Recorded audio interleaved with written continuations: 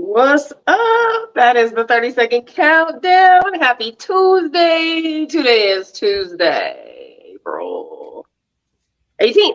We are Hey, midway through the month already. It's going to be May before you know it. Welcome to Free Thinkers. We are back. We took a little vacation last Monday. Just took a little break. So appreciate y'all for tuning in and checking us out tonight. We have what we think will be a great, interesting conversation. So hopefully, we'll get some folks to join sure. us on the panel and have this conversation with us, or of course, engage with us in the comment section and have this conversation with us. So I won't take too much time to run down just the rules and expectations and how to find us and all that good jazz, because it is the same every single Tuesday. You do have to be on the Facebook group page, the Freethinkers Facebook group page. At the very top of the page, it is pinned, and in that pinned post is all the information for tonight's StreamYard link, the videos that we're talking about tonight, and just the basis of the topic.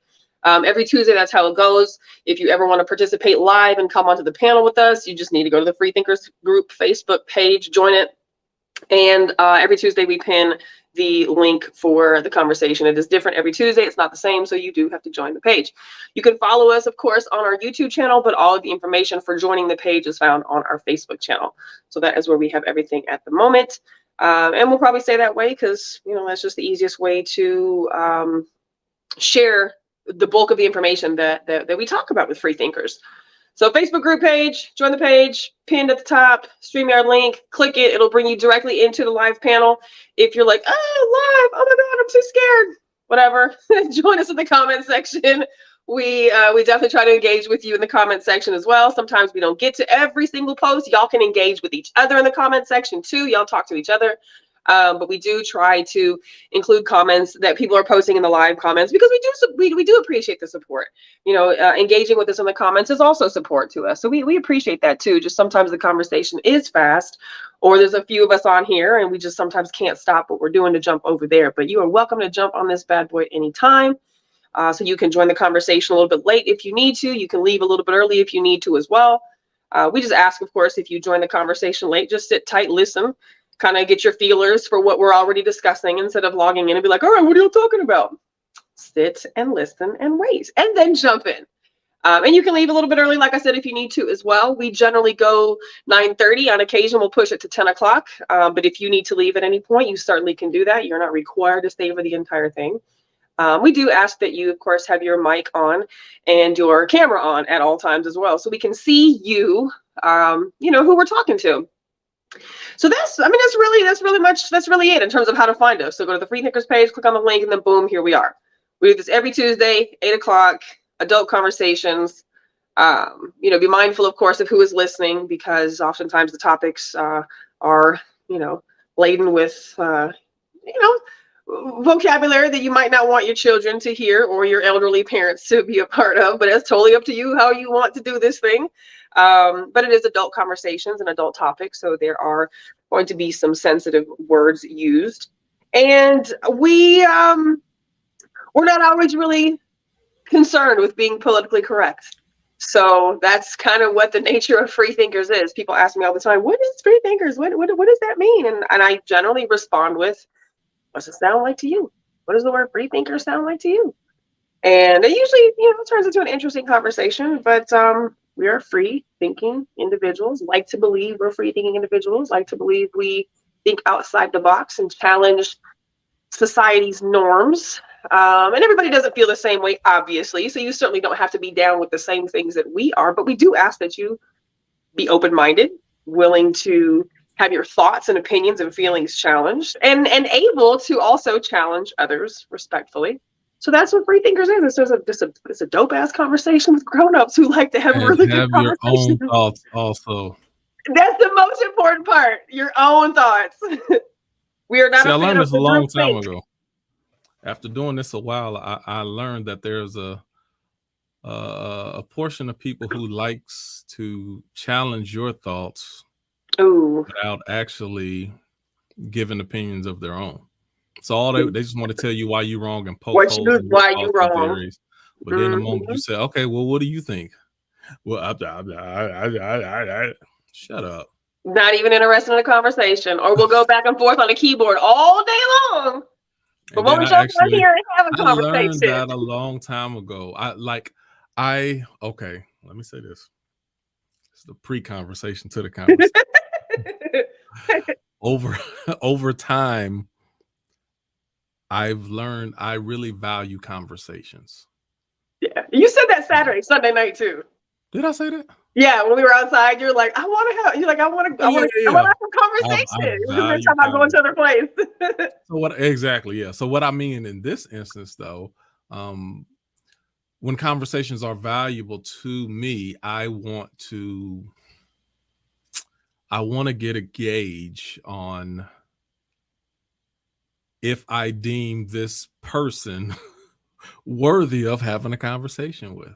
And that's real talk, because everybody is not able to have a conversation. And have you ever tried and attempted, and then about an hour into it, you like, I just wasted my time. I just wasted an hour of my life. An hour or two. Kudos to you, man. I can't even give it that much time anymore. Well, maybe now, but I'm sure at one point earlier, before you started learning better, you probably have. You was like begging for people to understand your perspective. You were hoping you could explain it just clearly enough that they would feel you, and they'd be like, I understand you, and I'm finna jump on board. And yeah, no, not anymore. One of my gauges now is, it's not, because back in the day, I might get excited because someone disagreed with me. Okay. It's not enough for you to disagree with me if you don't have your own opinions. Those are people who I just call contrarians, and they are just for the sake of being. They just like to find any type of way that they could disagree with you, which is fine if you have your own set of facts, opinions, and beliefs that you can bump up against mine, and then we can have a dialogue. Right. But if you have no thoughts of your own and all you want to do is just go around and poke, that's trolling behavior, like I call it. That's like the definition of a troll. That's really what it is. And I learned over time, those people they don't have value for me when it comes to a conversation. So I won't engage. And I will ask you, okay, well, what do you think about this? Well, okay. We can't actually have a conversation. So you feel free, go ahead and disagree with what I say, and I will move around. Yep. I agree. You know, and it's funny, I remember years ago having a conversation about like flat earth and stuff like that with somebody, and they were like, I can't even have this conversation with just anybody anymore, you know? So I understand that perspective, because there's a lot of conversations. I'm not going to go down the rabbit hole with everybody, because all you want to do is find a way to call me crazy or a liar or challenge what I think. And that's cool. Like you said, it's cool to challenge what somebody thinks, but you have no basis for your thoughts other than they're the ones that somebody put in your head. And you've not done any research at all to even look at, could these people have a point? Like, could these people that are always speaking out against this and that and this and that and this, could they maybe have a point? No, I'm just going to go with the talking points, the parroted news, and believe what they say. And that's cool if you want to be that way, but it's really not cool, actually. You're not a part of the solution. You're a part of the problem. So for that, I totally agree with you. And I'm not giving much time and energy. One of the things that I had to learn is, if somebody disagrees with me, my first response is not to argue why they disagree with me or argue why they're telling me I'm wrong. My first thought is, I need to find out where you stand. I see you disagree. Let me find out where you stand, so then I can better understand the angle that you're coming from, if you are coming from an angle. And then I can gauge where I am versus you are, and now we can talk from a stance of mutual ground, or maybe gaining mutual ground or mutual understanding. So one of my in a debate or conversation, I'm interested in finding not only somebody I disagree with, but I want to know, how do we disagree? What brought us to these conclusions? Right. And in what ways do we disagree? Because it's not that's when you get away from just this black and white polar mentality. I Mm-hmm. agree with you at this. No, I could we could disagree with certain elements, and other elements we may agree on. Right. But you don't know if we don't both ask those questions. So even when you talk about flat earth, you'll find I I'm not telling anybody that they're wrong. I Right. am, first of all, I'm not going to bring it up. Because But I even don't when we care. do talk about it, it's going to be more questions Right.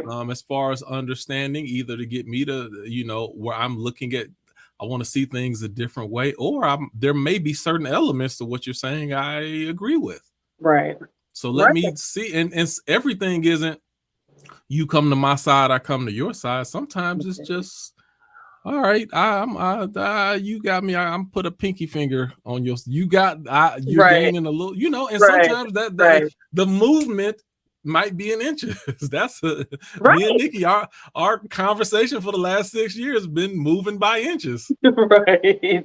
Right. Right. Literally.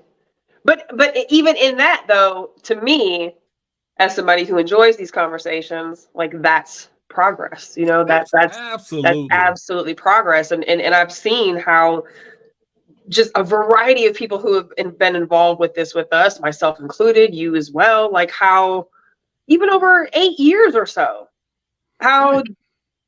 not even And our from belief, not people our belief systems, but just how we approach information right. has blossomed. It's grown, and it's like I think it's the most beautiful thing in the world. Like, and I know we probably say this every Tuesday. Like, this is a unique space. This is a very unique space, and I think that Yeah.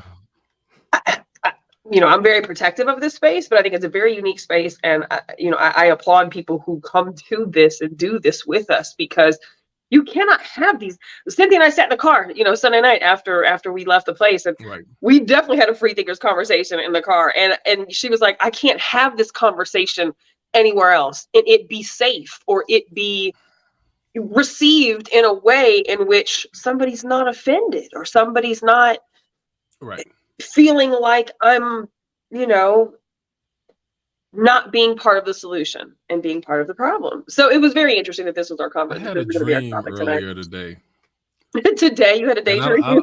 it's not a sleepy dream. It was like a Martin Luther King type dream. I had a dream. All right. You had a vision. It was a vision of a better world. Oh, that's So a beautiful thing. I was thinking, and I'll make this super short because I was walking through the mall. Sometime, usually I go to the gym. Every once in a while, I go to the mall.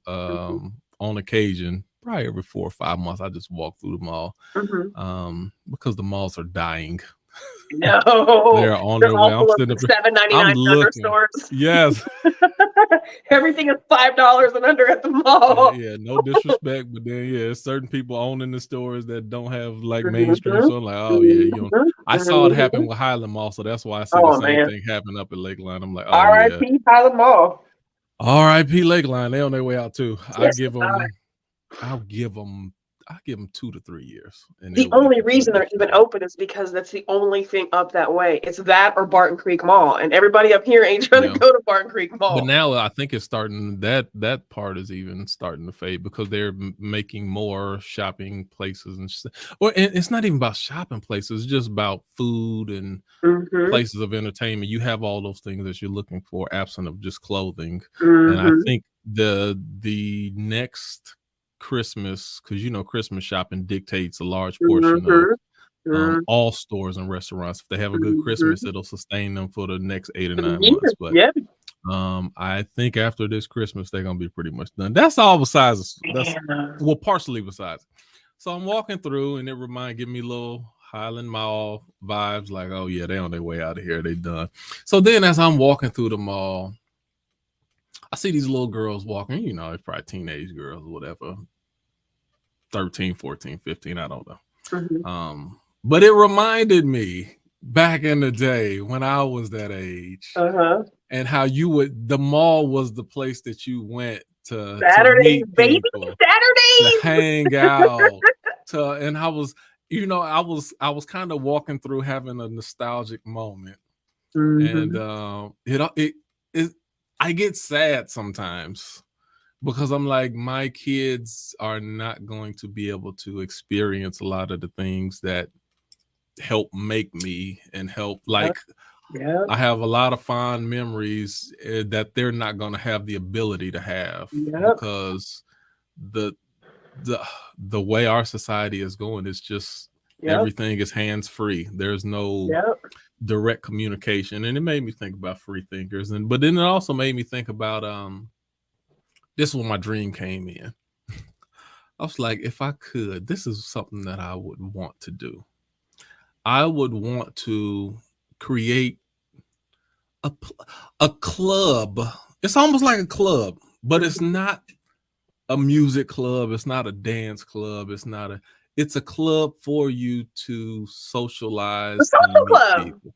I don't know. I don't think I've ever been to a social club before. Okay. But I Well, would social clubs usually revolve around alcohol beverages too, but like I got maybe you. I got like you. you I got know, I you. might have some board games, Right. video Right. games, a little, you might have, it'll be cool if there's different little vendors. But Right. even that, you could bring your own food if you want to. The only thing Right. that, like, we would set standards of, when you come in here, the request is stay for at least an hour.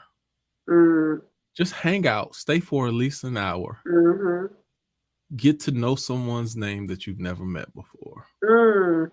Have a, just this, Mm-hmm. we want to create an environment Mm-hmm. for you to get to meet someone that you Mm-hmm. don't know, you maybe would have met. And I'm like, that could be so useful. And then I start thinking, like, we could set up shops like this all across and it's going to be so needed, to where people so long for just human interaction, and they don't Mm-hmm. know how to get it. But Well, and I think you have a good point, because as we move further into this Smack used to call it this transhuman era, and we're not talking about like trans in terms of no, I know male what or you mean, female, right? right? Like, as we move closer into this automated world that clearly we know everything is going the direction of, I think that everybody, no, I shouldn't say everybody. I think that many people, majority, I think, will be excited for this automated AI world, this convenience of this this fake reality, really and truly, with AI stuff. I think that people initially will be really excited for it, but I feel like as a whole, it's going to burn us out big time. And that's when people are going to be, it's like COVID, like the pandemic. Happened. People are longing for, a human interaction. God forbid a hug from a friend. As Denise said Sunday, she's like, that's like the best hugs I've had in so long. And I was like, right. when did that become Denise so saw me high? and Colleen, like, it was, I was coming across the parking lot and she came running and she's looking at the car like, stop, I'm running over here. She made the car stop when she ran across, and yes. But but the importance of touch, the importance of human actual interaction and connection. And I get that a lot of people are loving working from home still and like not having to be in the office. But there's already studies that are showing what the lack of human interaction and solid human interaction is doing to people. And this solo thing is not for everybody, or this isolation thing is not for everybody. And those of us that do like to have conversations and do like to probe into people's brains, and like ours being probed into as well, a space like that would be cool as shit, where it's not revolving around the thirst of get drunk, meet somebody of the opposite sex, go home, and see how many numbers you get tonight. I mean, one of the things that I feel a lot of times, like, yeah, sometimes it's fun to listen to good music and dance, but I think sometimes I think those places are used as a crutch. I think that they put music, they make the music blast so you don't feel pressure to talk to someone, or you don't feel like you ain't got to talk when the music is loud. It's hard to actually talk to somebody in the club. You can't have a conversation. Now you can bump, and I see a lot of people, singing the same songs together, so you still get that feeling of we all moving together like this, but you're not learning about another person or getting to know someone. You know, It's you like trying make. to go to the movies for a first date. You can't go I to the said that's the movies worst. I for a know. first date. Never go to a movie You on the first day. have no I said that's a conversation. form of cheating too. That's another way. Those things people want to do when they feel like they can't hold a conversation long enough to hold somebody's Yeah. attention. But we And they could can just sit really here and make both it watch super this weird. screen. Well, that's Right. super weird. Like for a first date, like it's dark, we can't talk. Like, I don't want to hold your hand. I don't want you to hold. Like, Right. like it just That's makes everything so fucking weird. I had this dude once ask me, I want to go to the movies, and I was like, no, not for a first date. Like, if right. you're not interested in having a conversation, don't even ask me to go to the movies. Just let me know what you want flat out, because I'm not going to the movies on a first date. What are we Yeah. supposed to talk No, I about? think We that's can't talk. We're right. actually told not to talk. So we watch the movie for 2 hours. We're super duper quiet, and then we go into conversation Right. Well, afterwards. what do Like, you think about it? Yeah, it was okay. Oh, okay. I thought it no, was okay. I'm good. Something else. Anything else but that? Right. No movies and no strip clubs. I'm good on just about anything else. Why strip club on a that'd be interesting. Oh You my talking god. about on a first date, go to a strip club? Well, for me, I don't go to strip clubs at all, anyways. But that would definitely be one for a first date. No, no. I mean, for me, anyways. I'm sure some women might fucking love that, but I'm not Yeah, her. no, that'd be. But even not, it's not even the strip club element of it, but it's just like the loud music element of it. It's like it's harder to have anywhere where it's hard to have a conversation. I just don't think that's the best place to go on a Right. first date. Right. Now, Agreed. see, now Agreed. listen. Let me tell you, this is the Agreed. easiest place to go. Go to a bowling alley. Go to a pool hall. Mm-hmm. You So really get to even if see their competitive nature too. you get to see competitive Mm-hmm. nature, Mm-hmm. you get to do certain interacting, and you don't have to interact. You can talk about different things, or you can just talk about the game. Oh, good strike, good this, you know, and then you could be a little playful. You can have fun. It doesn't, and Yes. it doesn't require intense conversation, but it's a good form of interaction laced with Mm-hmm. um it gives you the option of, you know, how deep or how shallow you want conversation to be, because it's in a light-hearted atmosphere. Well, and Those are the best places to go. I feel like dates like those are. I think those for me are top tier, honestly, because you can really you can learn a lot about a person. Right. Because Mm-hmm. like I'm not a sports fan at all, right? Like I don't play sports. I don't watch sports. Like I'm not a sports junkie at all. But like I love to shoot pool. I like to go bowling. Like, you know, I enjoy shooting basketball at the fucking arcade room and stuff like that, right? Right, But like right. nothing about me Mm-hmm. is like competitive in the sports nature. I'm not competitive like that. Right. And so like for me to go bowling or for me to go shoot pool with the man, like for me there's a vulnerability involved in that, because I know I'm not great. Like Right. I know I can do some things on a pool table, but I'm not gonna play for money, right? So I went out with Right. this dude a couple years back. We went on a first date and we went and shot pool. And I was like, oh, this is so fucking exciting. Like I'm glad to do something that is like enjoyable, that isn't a bar or a club or Right. your regular ass dinner, just whatever. And up until that night, he was cool. Like I was enjoying Okay. getting to know him. And he was very competitive, like extremely competitive. And that's cool. He's a man. I think most men generally are competitive. Okay. But he took it way too far. And Yeah, that's a I've been problem. trying to think about the comment that he made while we're having this conversation, and I can't think of the exact words that he used. But I did really well on the pool table. Like I know how to shoot pool. Again, I'm not a fucking pool shark, but my dad shot pool my whole life. Like we've always been on a Right. pool table, and I did good on this one particular game. And so when it got back to his turn, he made some funny ass sly comment, basically like, "Oh, I thought you said you were good at this or something." And I was like, that's cool to want to play, but like there's a time and a place for that. And it just And on a first date, you gotta feel people out. You know, you don't want to. it was very antagonistic energy. It was Right. very antagonistic energy, and it was almost like the man card was thrown on the table. And I'm like, Right. dog, this is not the right time for that. And it just he was not the fun, playful person that I knew up Right. until that night. And after that date, I didn't speak to him again. And so obviously it was a mutual Yeah. thing, right? He mutually probably was not interested in my lack of competitive nature, but we could talk shit all day long. However, you're not gonna just keep poking and zinging and like making Right. funny. Like I'm still a woman at the end of the day, and I believe in gender roles. As a man, there's a way that you're supposed to act and treat a woman, and I wasn't feeling that. So there's a vulnerability involved in doing non-traditional things like that. So Right. like I love when people step out of the box like that. And I think it's necessary for And people to step out of the it's box like good too. Those are the best times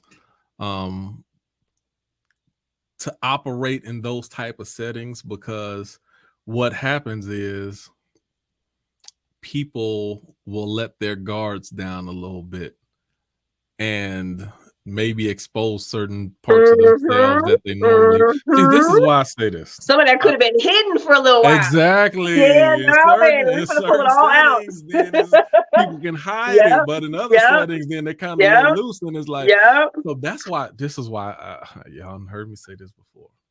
When you're having a conversation and you're trying to get to know someone, don't go straight in for the throat. You say that, I know. I say that all the time.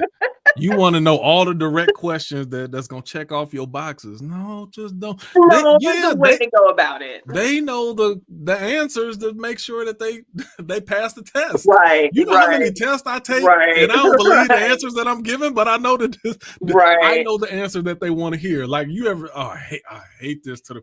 You probably don't get this much because you work for yourself all the time. But whenever you applying for a job, they do these little tests, these little personality tests. Their assessments. And they ask you these dumb questions, which I don't even agree with half of them, but I know what the test wants to hear in order for me to get this job. Then I know how to answer. Yeah. So I'm going to answer according to what you want to hear. Damn, it's the same thing. So I tell people, look, just find something different to talk about. Just talk about their favorite, talk about sports, talk about your life. You talk about something that has nothing to do directly with relationships. Right. And you can find out more about a person being relationship material or not by not talking about relationships, because they have their guard down and they're not even cognizant of how they are exposing the character of who they are, whether it's positive or negative, because they're just and the main thing, you want to get in a person's element. Find what they like and what their passion is, because that's just gonna ooze out of them. And they're gonna take their guard down. It's just their instincts are gonna kick in. The natural way that they think is gonna kick in. So anyway, the only thing I like getting out of going out with somebody, especially in the very beginning, first couple dates, and alcohol being involved, is seeing how they drink. Seeing how they drink. Important. Seeing how they drink, what their tolerance level is, and like who they turn into when they drink. That's a good one. So I like I don't mind the first couple of dates. Let's go out, let's have a dinner. Can they turn it down? Can they turn like, nah, I'm good. Exactly. Or they just gonna keep on, they're gonna keep downing them. Yep. Because I'm not a big drinker, and I don't want a man that's a big drinker. Like that's just my thing. And so you can hide that shit forever if you want to. And not only that, especially on a first date, but even on a date, you should have certain levels of restraint. Like, oh, I mix. It's just like I said, I don't believe in doing a lot of cussing on the first date. Do I cuss? Yes. I cuss a lot. Right. But on a first date, I don't think I wouldn't consider that proper, especially for a man to. No, and thank you for that. And this is coming from my sailor mouth, right? Like, I absolutely do not like men that cuss.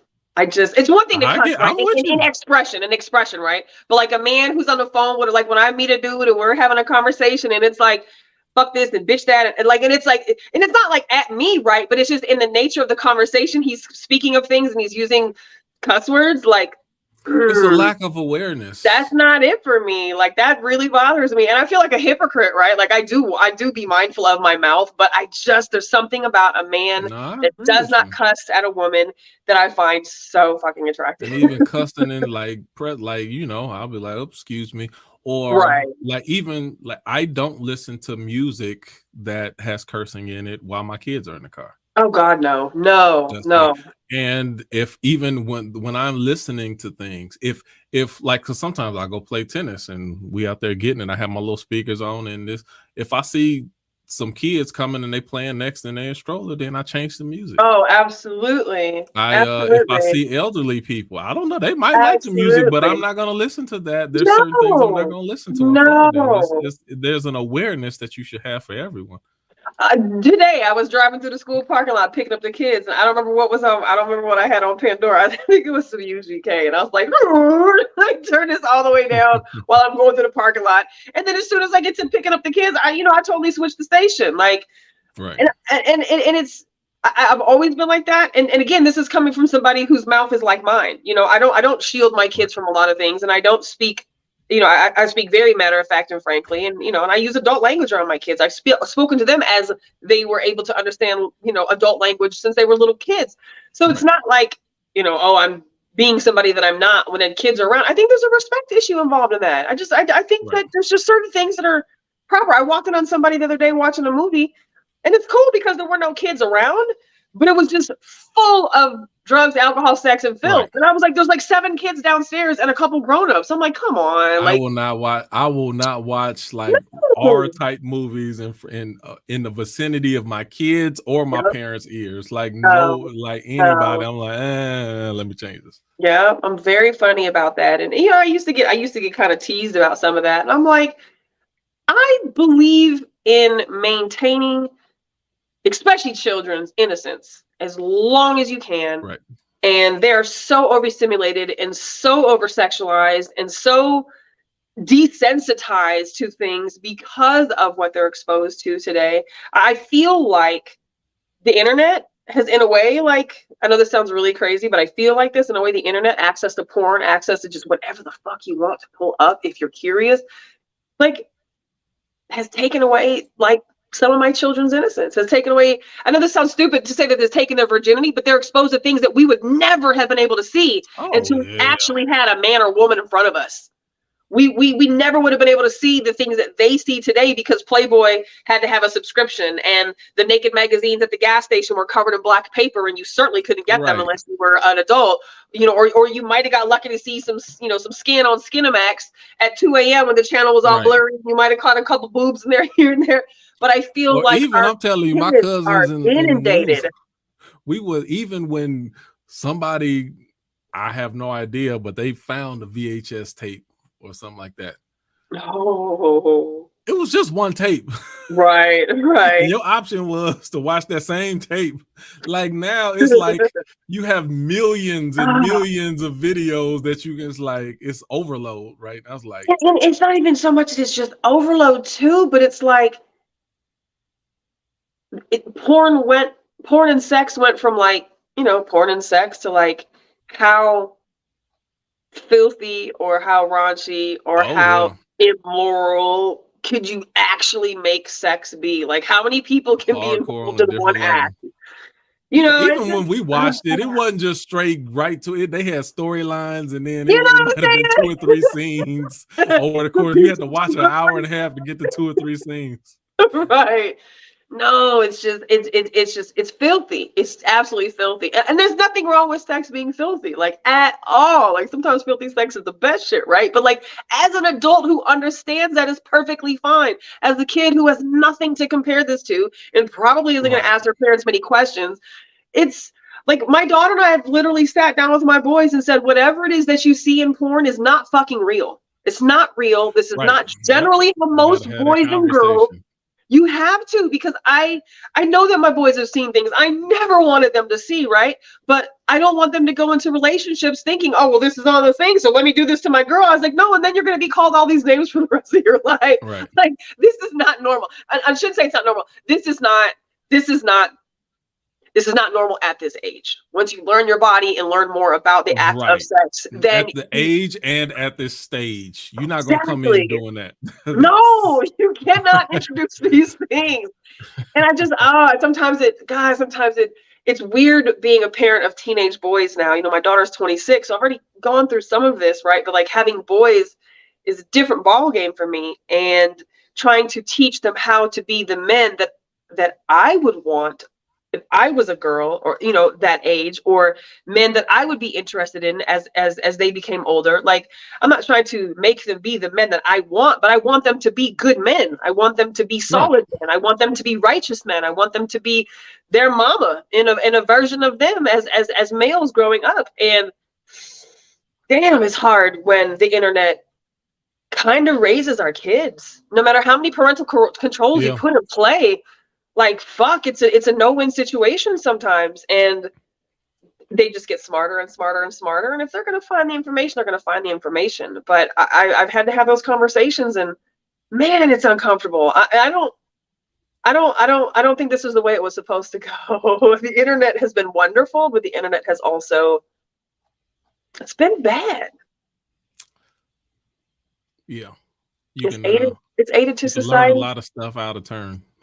Yeah, that's a great way of putting it. You learn a lot of stuff out of turn. Yeah, absolutely. Absolutely. So what do we got here in the comments? I see Miko. What's up? I see Heather. Hello. Yes, she said those are her favorite place for a first date. Batting cages, arcades. Good idea. I like batting cages. Skating rink. Back in the day. My knee. I don't know if my knee is gonna work like that now, but I go down, I might not get back up. It's just the downside that people think the only thing there is to do today is go out and drink or club or party. And it's like, God, man, if that's all you do, you're really not doing nothing. Really. You're not doing anything. There's so much to do. But anyways. Use your brain a little bit. Okay, so you jump into this idea that you had when it comes to So a couple weeks ago, I posted something on the Facebook group page, and we were going to talk about it in our last conversation 2 weeks ago, but our conversation that we had just ended up taking up more time. The work husband and wife conversation. So we wanted to talk about it tonight because it was an interesting conversation that we were going to try to talk about. And so I posted something on the Facebook group page. It's on there now, and it's under the pinned post for tonight's topic if you want to watch some of the videos we're talking about. There is a man, and I'm sure he's one of many, but he's a 69-year-old man, and he was being interviewed by, what's that jerk's name? Jerk. Pierce. Was the guy who was... Pierce, I can't think of what his name is. Pierce, he's a British guy. Oh, Pierce Morgan. That dude, that jerk. So he was being interviewed by, I guess, like Good Morning Britain has a morning talk show. And so he was being interviewed on that show. And so apparently he had petitioned the courts to change his legal age. And the courts did deny it. So he was on the show, of course, talking about his who, what, when, where's, and whys. So he's 69 years old, and he identifies as a 42-year-old man. And they were like, how do you do that? And so he went into, say, well, I feel like I'm, in my 40s. I don't feel like I'm 69. I don't feel like I'm, he's like, my doctor says I have the body of a 40-something-year-old man. And, they say that my heart is good. And my, all these things are good in my body. So, I have the body of a man 20 years younger than me. So I'm just going to identify as 42-year-old man. And they're like, but you don't even look 42. Like, he's all full gray. And he's like, but I feel 42. And so I started looking. And this is a thing. This is a thing where people are wanting to identify as an age that is not their birth age. So naturally, we had to bring this to Free Thinkers and have a conversation about how do we feel about trans age fluid. And then, of course, it brings up the topics of all the other fluid topics that are certainly bombarding our lives at the current moment. Your face says everything. So, this is the tough part right here for me because there's so many directions I want to go right now, and I know. I think what's the best direction to start off first. So let me get this part out the way first, because this is one of those. Usually my first response to just about any post that I see on Free Thinkers is trolling behavior. This is fake. Let me ask, I'm not gonna say that this is real. I'm not gonna say this is fake, but do you think he is a plant? Meaning, do you think that what he's doing is being backed by a larger agenda group of people who are trying to either get, whether they're not trying to get this introduced in, they're trying to, because it's one of those things, if we can get this introduced or get people to consider it, then it also opens up the door for us to really put what God knows what they want to really insert in. So you got to watch. Sometimes people be plants in order to spark up the ideas or conversations, or to get people's minds massaged into the idea of something so that it'll be easier to push what they really want later on down the road. Just my question, do you think that this is a plan, or you think this guy is really, he's doing this on his own merit, his own thoughts? This is just coincidence, happenstance, and they got him on there? Or is there a machine behind him that we don't see that's actually trying to push this narrative? You know, I only watched the 4 minutes of his segment, and then there was a couple other segments from that show that I posted as well, that he kind of alluded to some other things. So I don't know. I can't say that I feel 100% that he's a plant. I feel like he actually thinks that this is a legitimate thing. However, with that being said, most of what I watched and researched and looked into today, there's a rising question of mental health wellness in people who are seeking, wanting, identifying as anything other than what they're born as. And I'm not talking about just men and women. When they're born as. When they're born, what they're born as, what I mean, because you have trans age now, you've got transgender people now, okay, you've got transracial now, and you now have I want to say trans species, but it's called otherkin, where people identify as partially animal species too. Okay, so let me go here. So when you initially told me about this idea that you had, then my response is, it was, see, this is society's fault.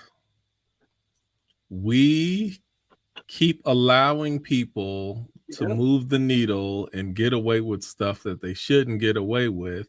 So then it opens up the door. Like I just said, it opens up the door for other people to do this outlandish. It sounds crazy that someone says, I don't identify as being 60s. I'm in my 40s. But we've opened up that door by allowing other things that we should not have allowed. And we've collectively as a society has decided to go along with it. So now we only have ourselves to blame when people say, oh no, I'm really 25, or I'm really a cheetah, or not a cheater, a cheetah. Cheetah. Literally. Or I'm a white man. Well, there was a black man who identified as a 35-year-old white man. There's a white man who identifies as a Korean man, and he refuses to allow you to call him a British white man because now he's had so many surgeries externally to look like an Asian man. But dude, you're totally not. You can see all of the facial work you've had done. Like, there's just, so that was the bottom line to a lot of people's opinions, is that we are so worried about political correctness and inclusion of all, which all people should be loved, with the exception of a few classes in this society, right? Other than that, I'm cool with everybody just having love for being a human on this planet, right? As long as you're not a piece of shit, you're not a pedophile, and you're not out there raping and robbing and, shit, fine, right? Most of the consensus was that because we've allowed so much in, and there's been so much consequence, penalty, backlash, and cancel culture initiated once somebody pushes back against that, you can't say no now. You can't say no. So this is, I want to have a Back to the Future. Did you ever watch Back to the Future too? Yeah, I've seen all the Back to the Future. That's one of my Okay. favorite movies. Okay, so yeah, that's one of mine too. I actually have a poster. Blue gave me a poster that's looking at it right now. So Back to the Future too. They had to go back to the exact point in time when history was skewed into this other, Biff, which almost looked like a replica of potential Trump. Right, When you think about right, it now, it's right. like, oh man, this is how Trump want to take our world to. And Yeah, he actually looked like him. definitely. It's funny. But Definitely anyway, Biff. that's funny. Oh my God, I just thought about that. But anyway, he was like, no, we can't move forward into the future because we're still moving forward into this future. We got to go back and find out when this changing point in time occurred so that we can make. So my question is, when or where did we as a society go wrong when it came to the fluid acceptance? What was the point or the stage where we allowed it to go too far when we probably should have put our foot down? Let me start down the line. I'm gonna start down the line and you tell me when. So in the early I'm gonna slow walk this. Back in the 1800s, 1910, kids third grade stop going to school and they go work in the coal mine, be working on top of buildings, all this stuff. And they had to put in some, they had to put in precautions in place. Like, we can't have kids doing everything. We got to have protections for child labor kids. laws. Right. Yeah. So let's skim through this real quick. Do you see any problems with the labor laws as far as how we restrict children to we restrict children of certain ages to do certain things? Do you think there's a problem there?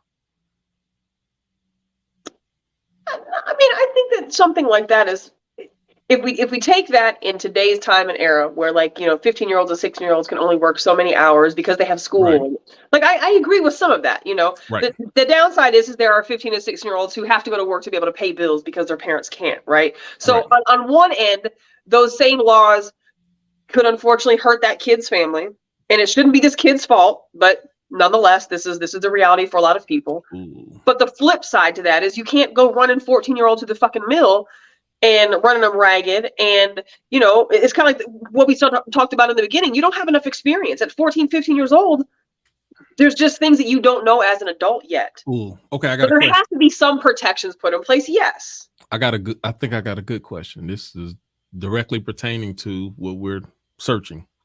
Do you think when we started allowing our children to emancipate or divorce themselves from their parents, could that potentially be one of those steps where we allow things to go too far?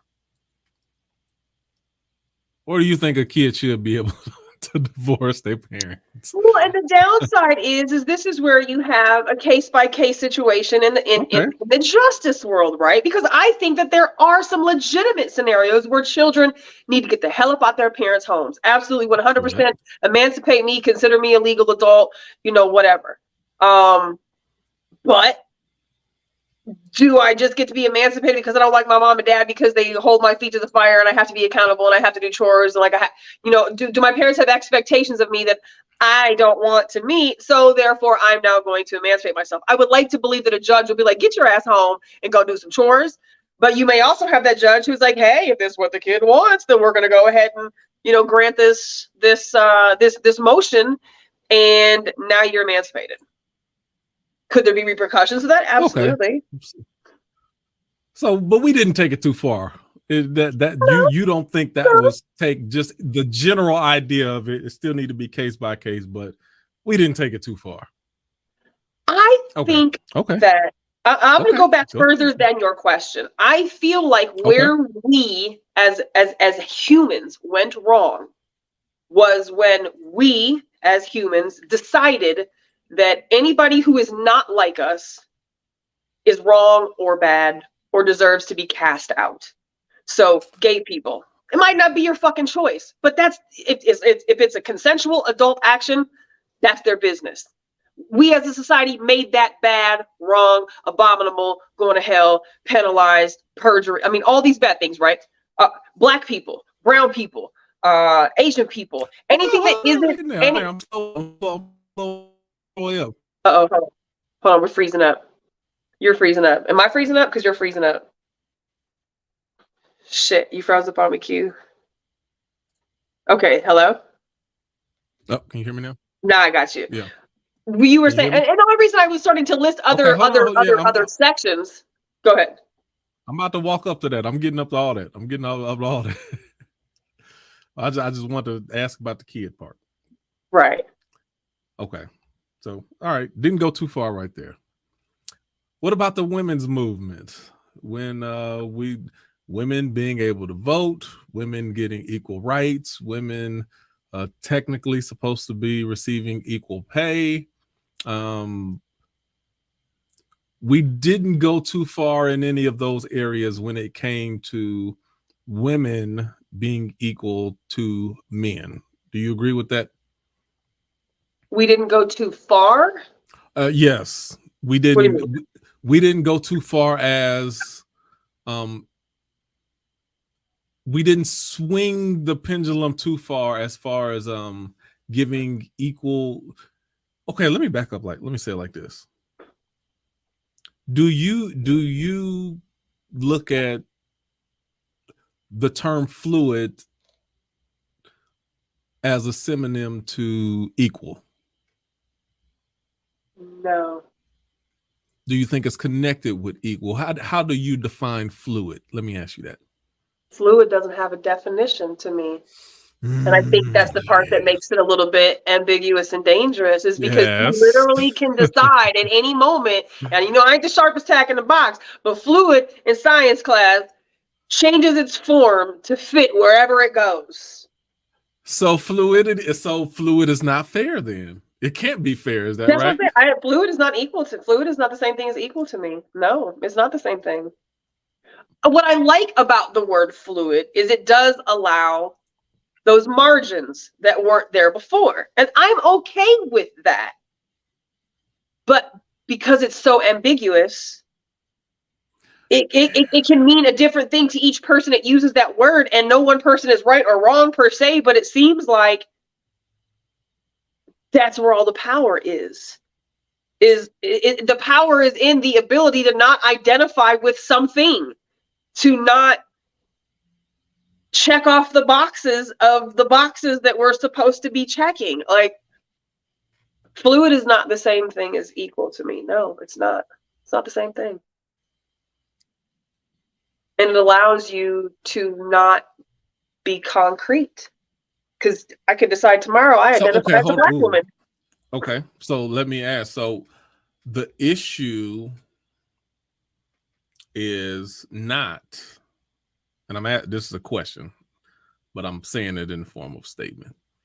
The issue is not gender roles between men and women, children and adults, old versus young, race. The issue is the fluidity or the non-definition of any of those things. And the issue is people who don't feel a need, who don't feel that there is a necessity for certain things to be defined.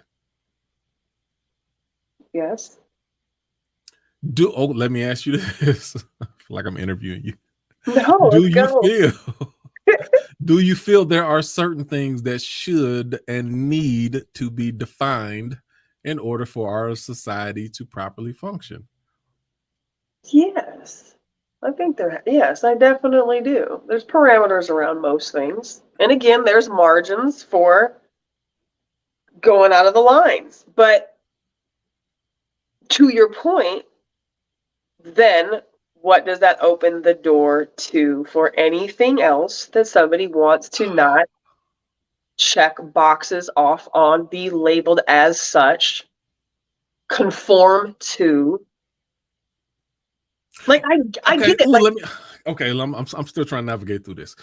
What else? And I'm still asking questions.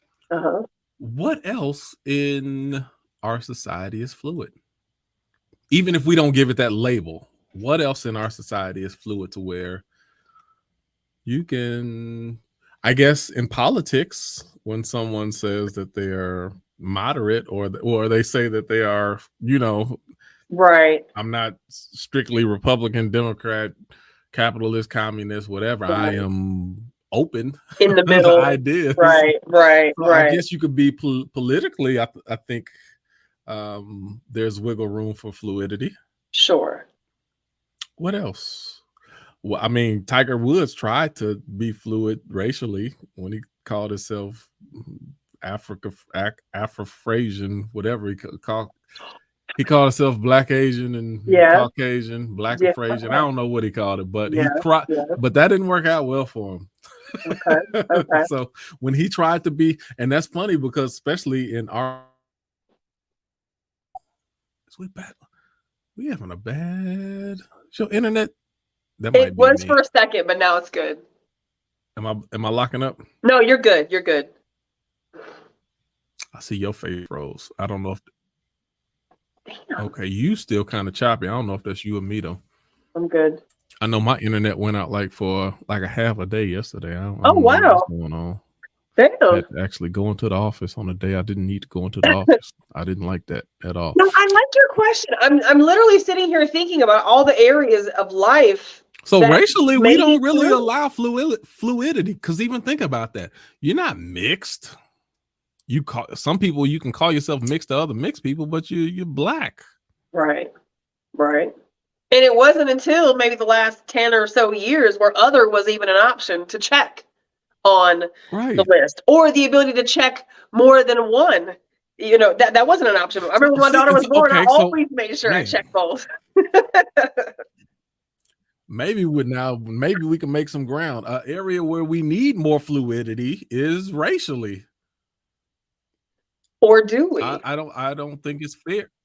Yeah, I think we do, because I don't think it's fair to only be identified in one way when you have a larger representation from your mother, your father, your grandfather. You should be able to represent all those who come through your line, and that's a part of your blood. So that was one of the arguments that was made in some of the conversations that I was listening to today about transracialism. Let me know if you can hear me. I keep I seeing can hear you okay. Your screen is a little frozen, but I hear your voice fine.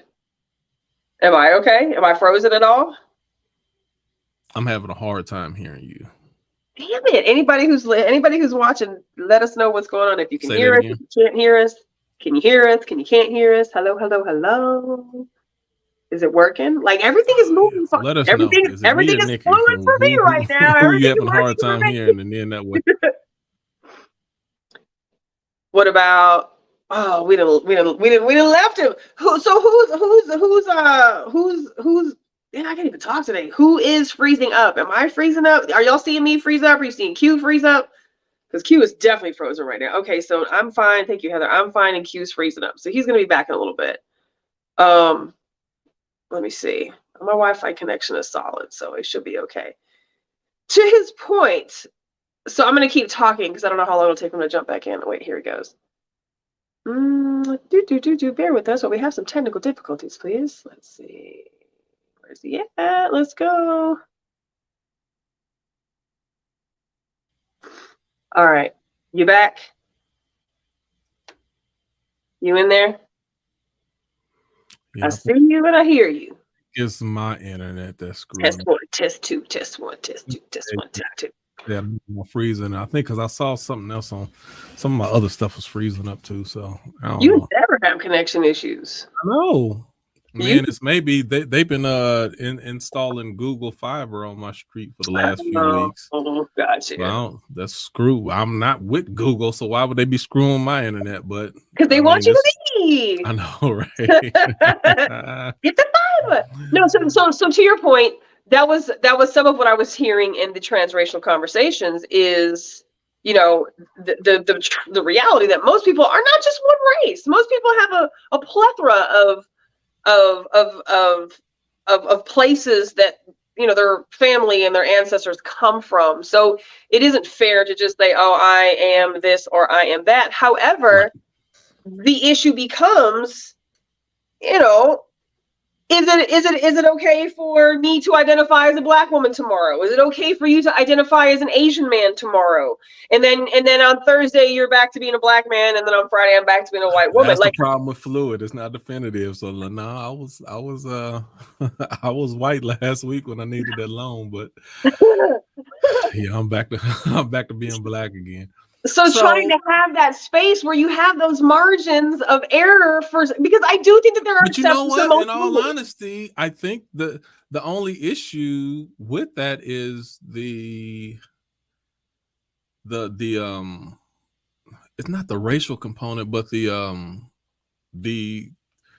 inequality component to racism is the issue with it. See, so if all races were equal and all treated the same, then would it really matter what you decided to call yourself? If you wanted to, okay, let's go back to it. We all, if you talk about the original man, original woman, from a archaeological standpoint, we all came from Africa. So if you wanted to identify as African, it shouldn't be a problem. But it's the injustice component of it that makes it a thing when it shouldn't have to be a thing. So I agree, in a perfect world there should be more racial fluidity. Yeah. Now Heather says something interesting. Religion. I was going to ask what you thought about that. I think it's two parts that I think people more and more, because of, I'll give credit to the internet and the abundance of knowledge that we have, we're becoming more and more religiously fluid. Uh-oh. Can you see me freezing up? Can you see me? You're good. Okay. So I believe we're definitely becoming more and more religiously fluid. And my other observation is those who are trying to still draw that strong line with religion, those are the ones that you see. I feel that they're doing the most damage, because it's in order to draw that line and say, nope, this is what we believe, and we don't.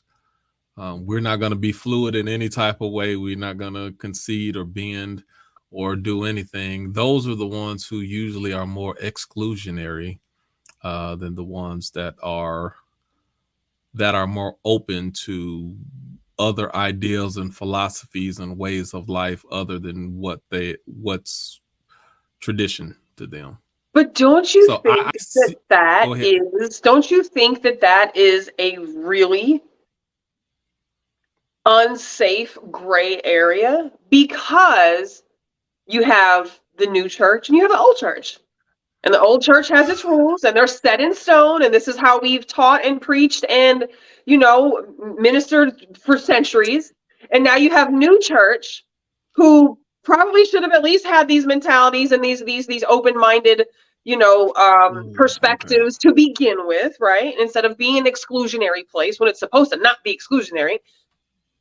So my thought is the old church has got to be butting heads with the new church. Because the new church allows in the people and the things that were old church accepted. But that's why I said you'll find that they become more and more exclusionary, not just with unbelievers, but with other churches. They become more segregated from other churches because they feel like the average church nowadays is watered down. I don't know how many preachers I hear will talk about mainstream preachers like, or actually say that they going to hell. I heard so many people say TDJ's going to hell. Like, it's like, really, like, these are somebody who's supposed to, But so let me say it like this, because you made me think about this. I think the fluidity of religion, just from my observation, I think it's a good thing. I think the ability to change and maneuver, based upon understanding, based upon how you identify, based upon your life circumstances. But doesn't that change the text of the book? Let me go here. Thank you for that. All I can say is this is just because I don't observe that as much as I observe how people interact with one another. Mm-hmm. So from what I see, those churches that are more fluid, they interact in a spirit of love more Right. so than those that try to draw that hard line. Now, this is something that I was pondering also. On one hand, how I said religion being more fluid and more flexible is a good thing. I also feel like fluidity from a morality standpoint it seems like it's to our detriment. What See, religion and morality is when you mixed speak of together, but they morality, like, can be separated. so, but when you speak of morality, because I'm just super curious to see how this is looked at from the perspective of someone who's involved with church, of course. When you speak of morality, what in particular, what things in particular are you talking about that you think are a detriment? Then, Not having a definite line when it comes to sexuality and how we interact with sexuality between not so much as adults, but our freedom to express sexuality. Like, it's almost like I was saying how I'm cautious of when and where I play music and who I cuss in front of. mm-hmm. And morality, sometimes the fluidity of morality, say, oh, I wear whatever I want to in front of whoever I want to, and we can do this, and we can show this on TV, and we can expose this, and we can use the media to promote this. Like, from the morality, from a sexual nature, from the standpoint of violent entertainment, I don't think that's good. The so just some of the media propaganda when it comes to sexuality and violence more so than anything. Okay. It doesn't. I don't see it benefiting us. I think that fluidity works against us. Okay. Yeah, when she put religion up there, my first thought was, can you be fluid in religion? If somebody, so for somebody like me who is not a believer in religion, and definitely spiritual, but not a believer in religion, and not fearful of the Bible, don't necessarily follow the Bible. My thought is, you can't be fluid in religion. It's kind of black and white. But that's the dangerous part for me about religion, is that to me, I see it as black and white because it's written, it's typed, these are the words. The ambiguous part of religion that has always been dangerous to me is that it's open to interpretation, and it's anybody's interpretation of those words are. Right. So if you at your church preach this one thing, and me at my church preach this one, and every other person preaches a different interpretation of these words that are written, that's really fucking dangerous, in my opinion. So but that takes away your first point, though. What's that? That takes away the point that you previously stated when you talk about it, but it's written. And it's just because it's written, it's not definitive, or the interpretation of it is not definitive. Well,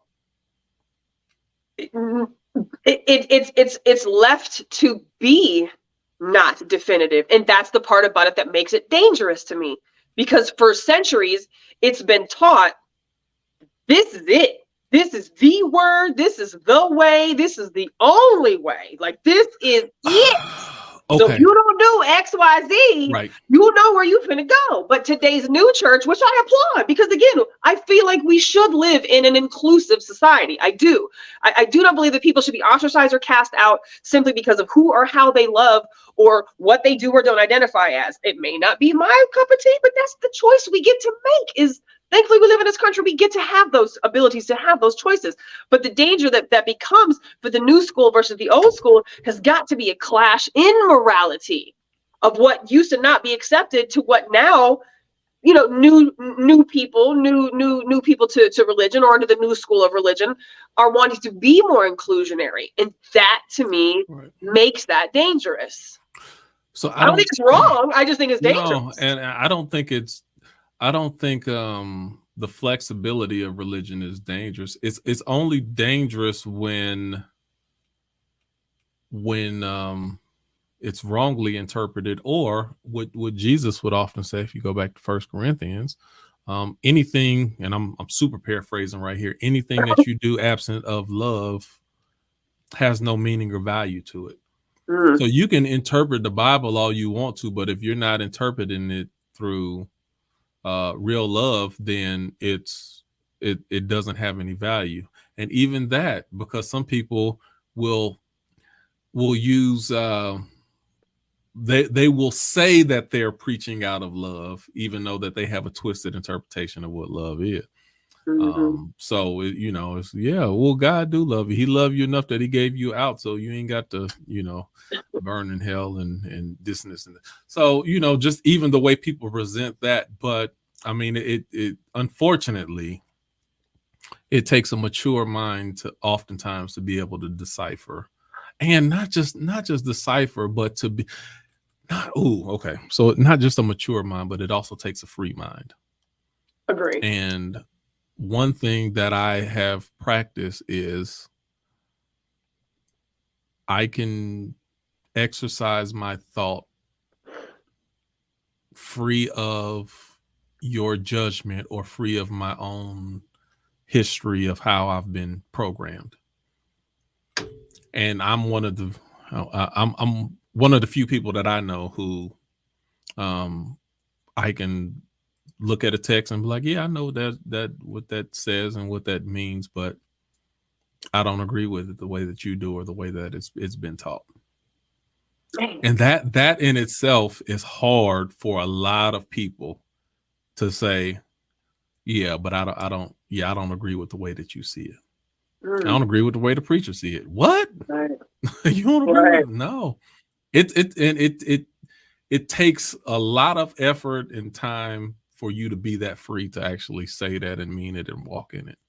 You know what? It just made me think about this, hearing you say that right now, of like, honestly, and this is no diss to religion. I don't say this to be malicious, but that's like the part about religion and children that I think fucks me up the most, is that you don't come to this place until you're like 40, 30, 40 years old, where you've now had enough life experiences to sit back and formulate your own thoughts, feelings, opinions, beliefs. And of course, you're still going to have what you've been taught as a fabric of who you are, because this Right. is just what you are.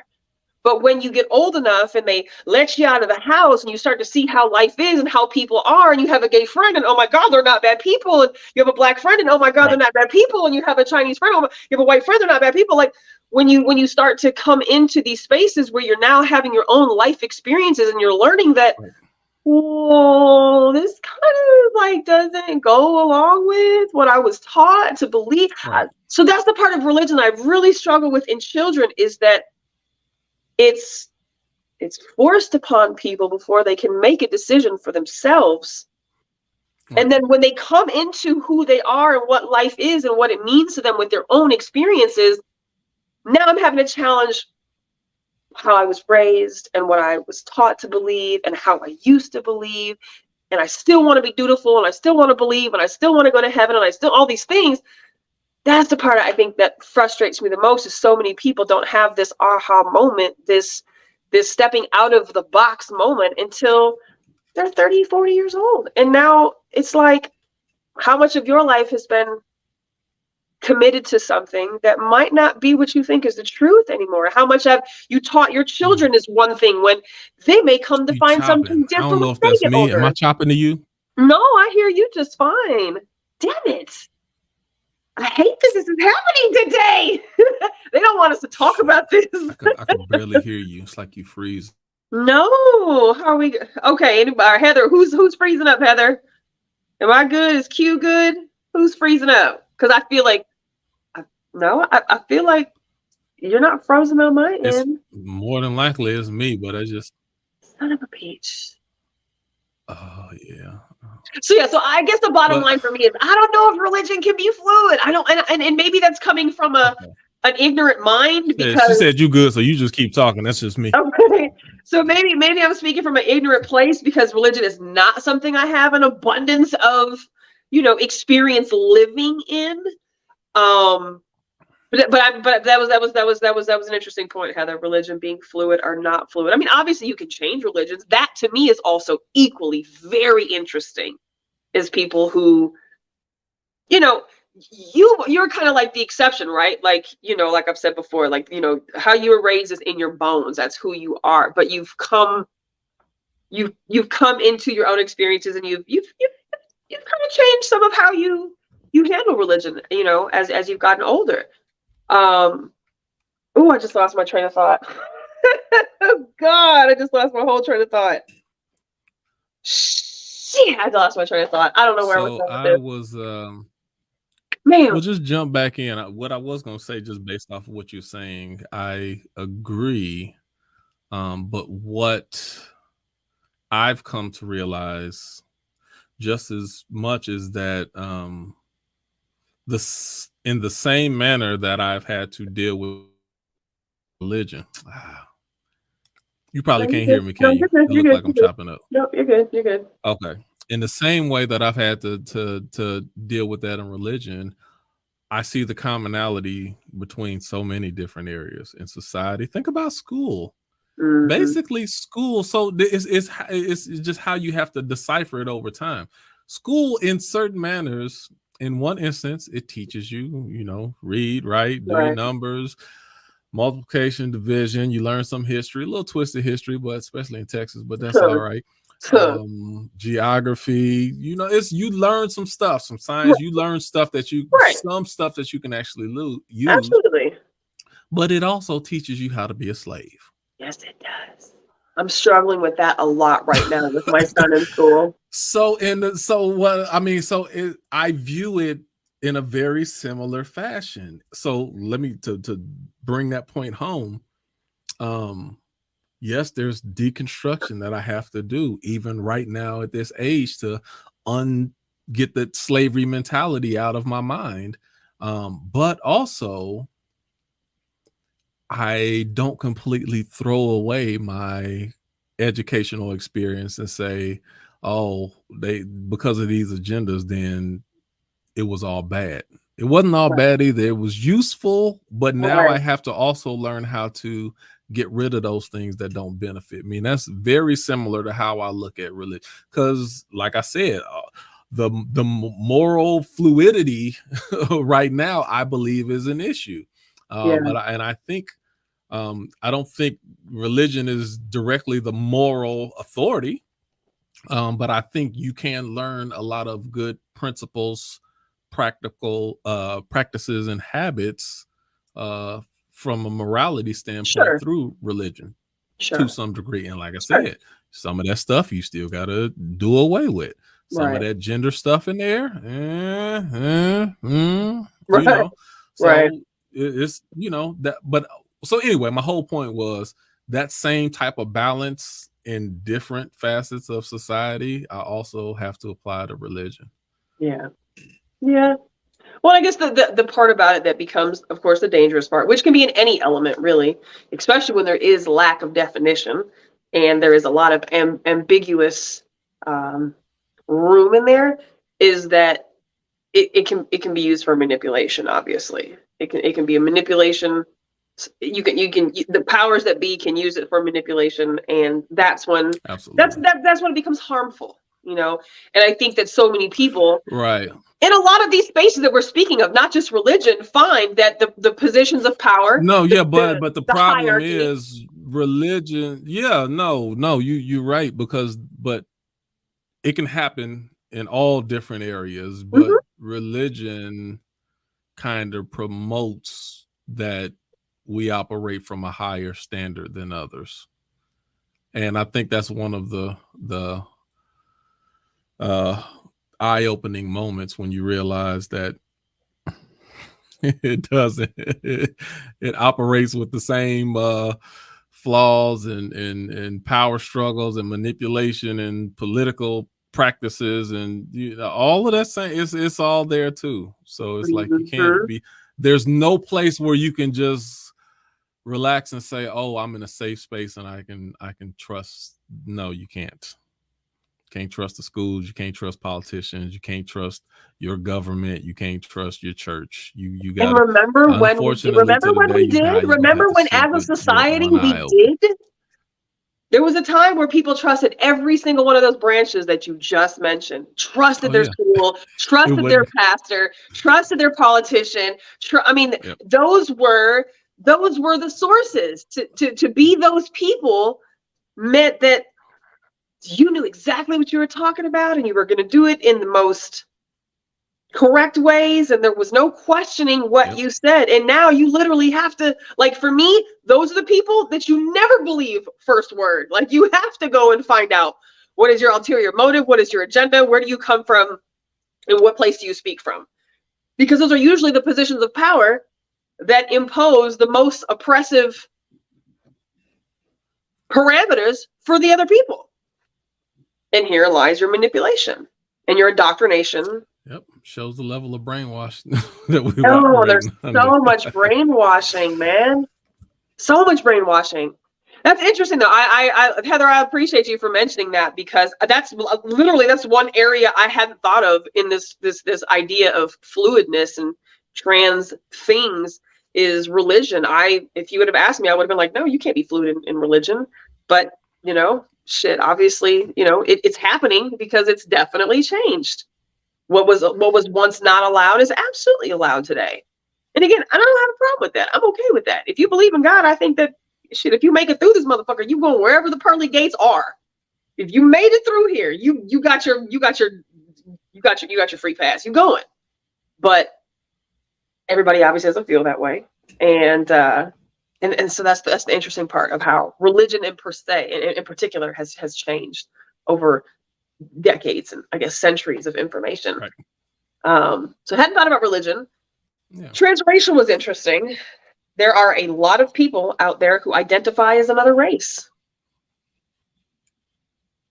They get surgeries done. Okay, so we might have to do it. Can you hear me, Nikki? Mm-hmm. I can. You okay. good? You good? I was just ready to get right into the thrust of what we wanted to talk about. But I'm having such a hard time hearing you that I'm. Damn. You want to log in from your phone? I don't even know if you can hear me. I keep going out. Can you log in from your phone? Let me see. Let me go get my phone to see if that works a little better. Hold on. Okay. So this is an interesting conversation. Chevis, I see you in the comments. What's up? What's up? Yeah, I'm not a religious person either, and that's the part. And I don't, and I don't like to talk about religion a lot on here because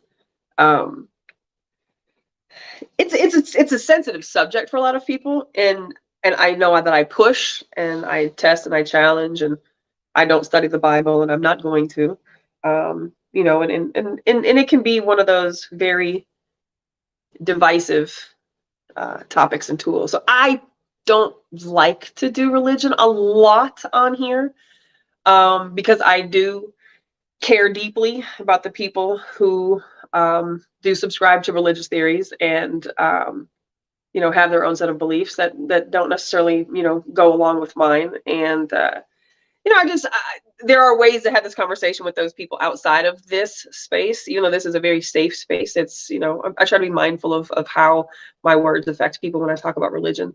But I think that at the same time, I also think that it's a conversation that needs to take place because, like we just talked about with Q, many people are coming into their 30s and their 40s and their 50s, and they're questioning the things that they thought were. And I think that's probably one of the biggest hangups for a lot of people who grew up in religious environments, in the church environment, who don't necessarily believe the same things that they were forced and taught to believe in, and still want to be respectful and still want to believe that they're going to go to heaven and still want to believe that when they die they're going to be reunited with their family and loved ones, like all of those things. And man, fluidity in religion is such an interesting topic. Now, Heather, you've got my mind going a million different directions, and I gotta think about this one some more. But I appreciate y'all engaging in the religious conversation because, again, it is sensitive to a lot of people. But this is why we do this, because these conversations need to take place. People need to know that it's okay to question religion. It's okay to question authority. It's okay to question morality. It's okay to question all of these things. And I think that we should, because for so long, between church and school, you weren't allowed to question things. You weren't allowed to ask questions, and you weren't allowed to challenge, and you weren't allowed to have your own thoughts.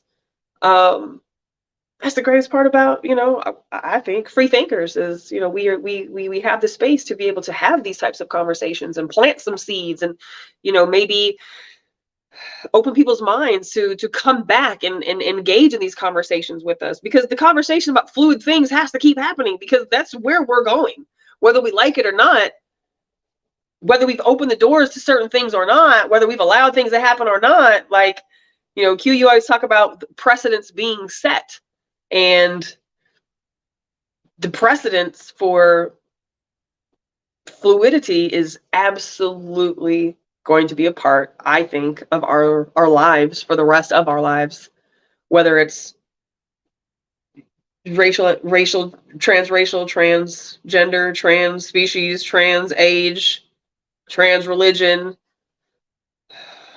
Throw out some other ones that you guys can think of. But besides those, what are some other things that y'all can think of? You're back? Did you log in with your phone?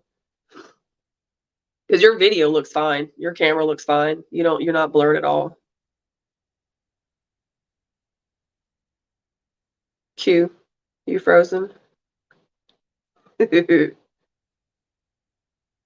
it. All right, let me get into some of these comments. Let's see. I don't discuss religion or politics. Always seems to touch many folks in the wrong way, but no, I don't mind talking about politics. I love talking about politics. I have no problem talking politics with people. And I'm not, like, again, I'm not the sharpest tack in the box, but I love talking about politics, generally because it gets into the issues of where you stand in terms of how humans should be protected, how humans should be allowed to live in this space on this earth with us. So I don't mind talking about politics. And I don't mind talking about religion, but I'd rather not with most people. Q, you there? What you got? I can't hear you at all if you're talking. Yeah, I don't think this thing will let me do it. Okay, well, you're fine right now. Can you hear me now? Yeah, you're fine right now. I have a hard time hearing you though. Like, you keep chopping Why is that? whenever you go on, and it's not letting me go on my funnel. Okay. Well, let's stick it out. Let's see what we can make happen. I hate for you to take your camera off, but you want to try taking your camera off? Turn your camera off? See if that works at all. I don't know. Maybe that might work. I know sometimes it works for other people's their broadband, but right. All right. So what you said you wanted to go straight into it. Are you hearing me any better now? No, I can hear you. You've pretty much been solid the whole time to me. Okay. Well, for right now, I can hear you better. Okay. Okay. So where do we go? Okay. So we talked about the different areas of what needs to be and what. Oh, okay. So is there anything else that needs to be more fluid? I mean, politics definitely need to be more fluid. I don't know. I mean, we've got. I mean, we just the whole red or blue, one side or the other side. There needs to be. That's pretty stupid. There should be a two-party system. People are red for the sake of being red and blue and not only that, people are so inflexible. They, you just label yourself one thing and you stay that because that's who you say you are, versus listening to the facts or what best affects your community in a positive manner, and you decide on who's the best candidate to fit those needs. But people don't do that. Politics need to be more fluid. That's what. But can politics even be more fluid if there's only a two-party system? Like, it does not allow you a middle, and no one's going with independent because people are so fucking afraid to jump off the bandwagon of red or blue. They won't go independent, which I mean, really, you should. Honestly, people, we got to do this. You take a stand. Take a damn stand. I believe you should. Yeah, so I don't know if politics could ever be more fluid if we only have a two-party system, but I agree it should be more fluid. Okay. Okay. So now I think we're getting more to the thrust of it. Gender. Or maybe not. This is just my opinion. Is gender a black and white thing, or is there wiggle room when it comes to gender? Are there two genders or not, Nikki? Yes and no.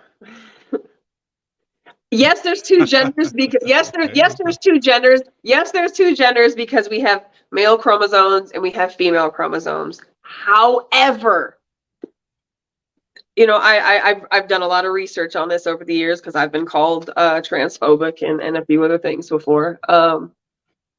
There are upwards of like 6 combinations of non-traditional male and female chromosomal DNA happening, right? So this is how it can be explained that some people may be born with male brain and female genitalia, or female brain and male genitalia. You know, I do absolutely understand the plausibility and possibility that somewhere in the creation of humans,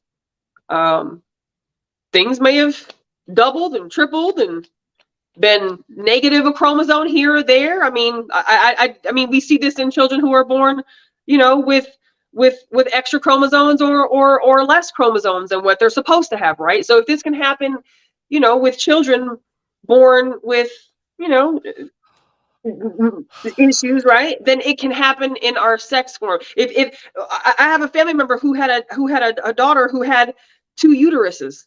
She was born with 2 uteruses. You know, so I mean, I do believe that in the creation of the human, let me ask. Okay, shit can happen. Let me ask you this: are you saying that there are 2 genders? However, there are several spectrums of those from one end to the other. There's not just it just don't swing completely to the left or to the right. There's different degrees of how far it swings and how far it doesn't. And you can be in the middle, or you can be 2/3 on one side or 2/3 on the other side, or 3/4 on the other side. There's lots of nuance in between what those 2 genders are. So that is not more than 2 genders, but it's fluid because it's not definitive black or white. Yes, because this is where you have I mean, I think most people have all known a very young child who you can say he or she is probably going to be gay. So that's not because this kid was bred into gayness, right? Like, they literally may have been born with more than, less than, whatever the case may be, to where, yes, maybe on the outside he or she looks like a boy or a girl, but really and truly, internally, chromosomally, chemically, maybe having some other things happening inside. And I believe that that's why, you know, a lot of trans people, a lot of trans kids struggle, you know, quite heavily because the inside don't match the outside. And we're not just talking about like, I want to be a boy today and I'm going to be a girl tomorrow. I'm going to be, you know, like not that mundane bullshit type stuff, but like legitimately the insides and the outsides don't match each other. So when I started to understand that there is a group of people who may have more than just the basic male and female chromosomes, that they could account for a trans individual, it makes sense to me. So it's hard for me to say there's just 2 genders. So hold on. So because you were saying you start talking about gay. Mm-hmm. You know, children, some of them, and listen, they're not anomalies. Who said that? I can't read. Said like that. We knew that you were going. My stuff ain't working right now. Okay. But so do you feel that your sexual preference is also directly tied to the spectrum of gender that you do I believe a sexual preference? Is gender and sexuality connected? Meaning anyone, so let me say it like this: anyone who's gay, it means that they are maybe somewhere in between on the spectrum of male and female. Is that what you're saying, or is that what you think? Or say that one more time. I was reading this comment. Say that again. I'm sorry. I take it down for you if it's throwing you off. No, I was reading a damn comment. I'm trying to find out who said it was an anomaly. I know, that's what I said. I said if it's throwing you off, let me take it down. If someone is gay, then that means that they're somewhere in the spectrum of, from a gender standpoint. Because my question is the gender spectrum connected to the sexuality spectrum, in your opinion? I don't think so. I don't think so, because I think that's one of the biggest So arguments you can that be all men, like I completely identify as a man 100%, and I like other men. I don't think that those things are exclusive to each other. I don't think that you being a man means that you have to be with women, and I don't think that me being a woman means I have to be with men. I don't believe that me being a woman means I have to be sexually attracted to men. I mean, obviously you have people who are clearly attracted to the same sex. So I don't think that your gender, assigned gender, because we have to use like the appropriate terms, right? I don't think that your assigned gender dictates your sexuality. No, I don't. Okay, so I asked that question because even when I was mentioning the gender spectrum, then you brought in the conversation of gay and children being born gay. So I was wondering if you connected those things together or just your thoughts about it. I don't know. No, the only reason I mentioned Nikki, I mentioned the children being gay was just because they're, if the boy or girl was born literally as a boy or girl, then that means they're supposed to be interested in, they're supposed to be attracted to the opposite sex, right? In the construct in which we claim things to be. But if you've got a little boy or a little girl who clearly, with no outside, external forces molding them to go one direction or another, and they still have behaviors, tendencies, thoughts, feelings, actions of, boy acting like girl and girl acting like boy, Okay, so it could be one of those cases where who knows what chromosomally, I literally would love, I would love for there to be another study on, like, I would love for people who are gay and lesbian and transgender and part of the LGBTQ community to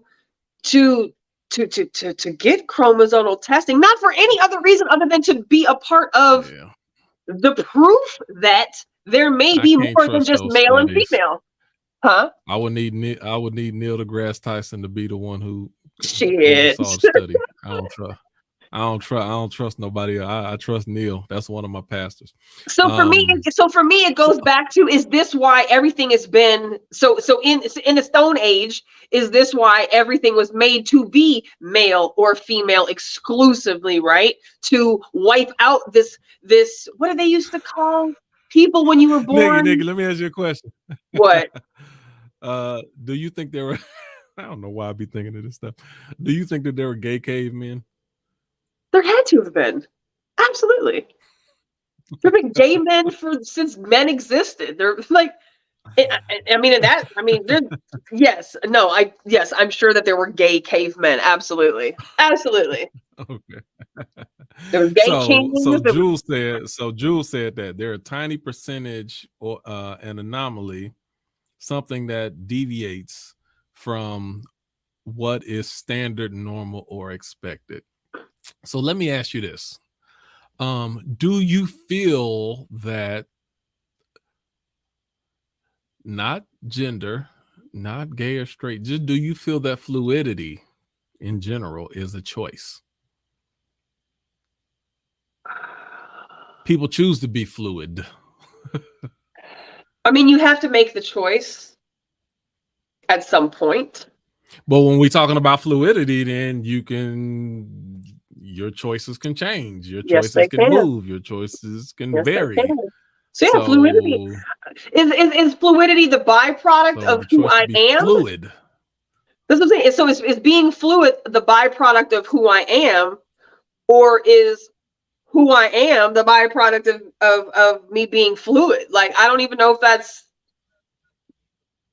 if I have a boy brain and a female body, Does that make me become fluid, or am I just fluid?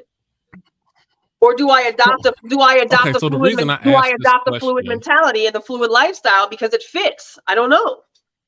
and that's my question, because even when Jules said that, talking about anomaly, a tiny percent, something that goes against not goes against, but deviates from the standard norm or expected. Do you feel that? Because in my view, from where I stand, it looks like this anomaly is growing, and it's not as much of a, like, the anomaly is transforming into the norm, and not directly now. I mean, maybe Right. 20, 30 years from now, what was considered an anomaly 30 years ago, 30 years from now will be the norm. Right. So do you believe that? I think my question was, do you believe that it's growing? And if it is growing, then it could be because people just choose to be more fluid. In that sense, I do think that some people choose to be more fluid. Yes, I do. I mean, I think it's all a choice. I think So, how your choice is activated, Nikki, the activation of your choice may be case by case and different by each person, but I do believe that it is a choice. so I'm about to put some words in your mouth. Watch this. So by Come back on screen. I hate talking to your picture. Come back on screen. I'm gonna try it. It's chopping Okay. up a little bit. Let me try it. Okay. So, but by your by the line of questioning I've been asking and your responses, I could only assume that you believe that the 60-year-old man should be able to be identified as a 40-year-old. I don't. I think that's ridiculous. Why? He can choose to do it. He can choose to do it, but I think it's fucking ridiculous. I think it's ridiculous. And I think it's also, and I think it's dangerous. I think it's dangerous and ridiculous. If being gender fluid is not, do you? Let me ask: do you think gender fluid is ridiculous?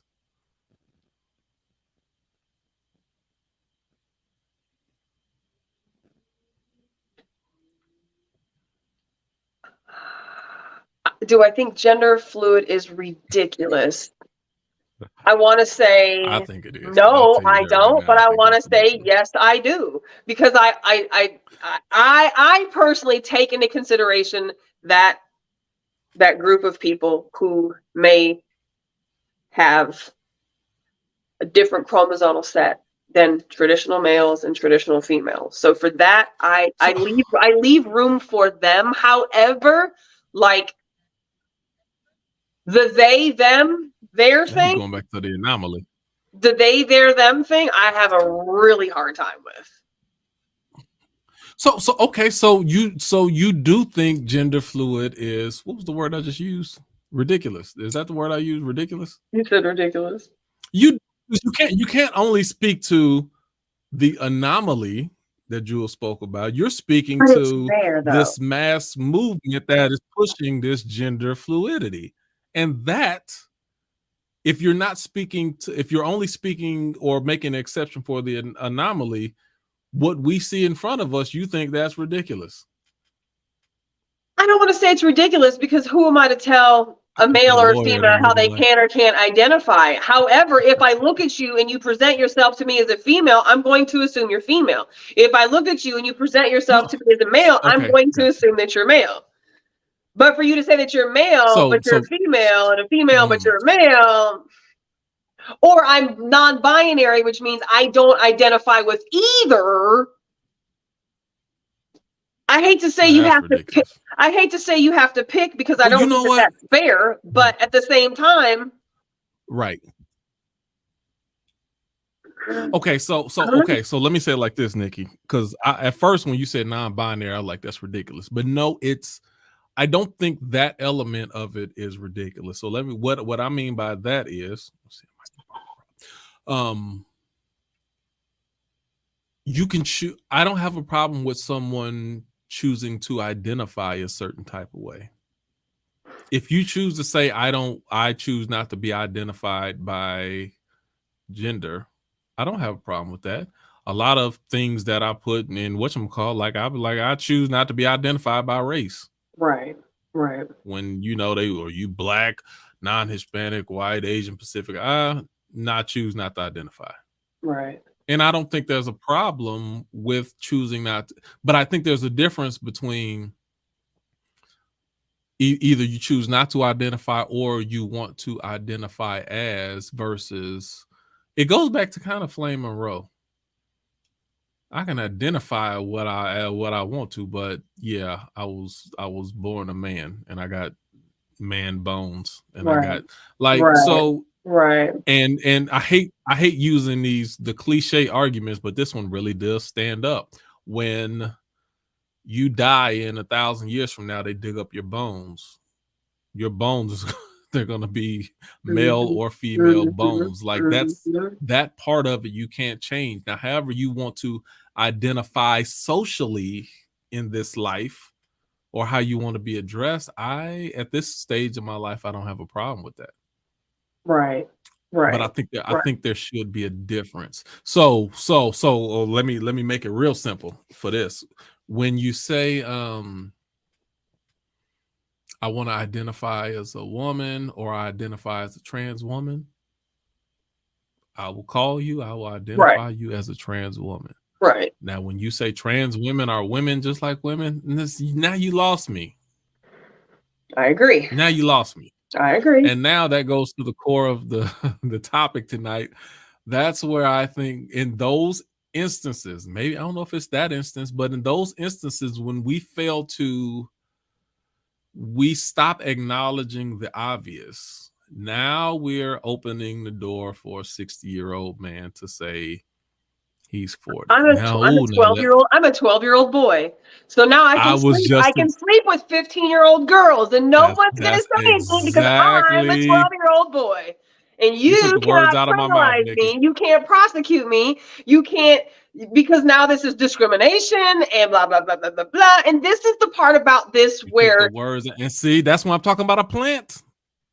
I know.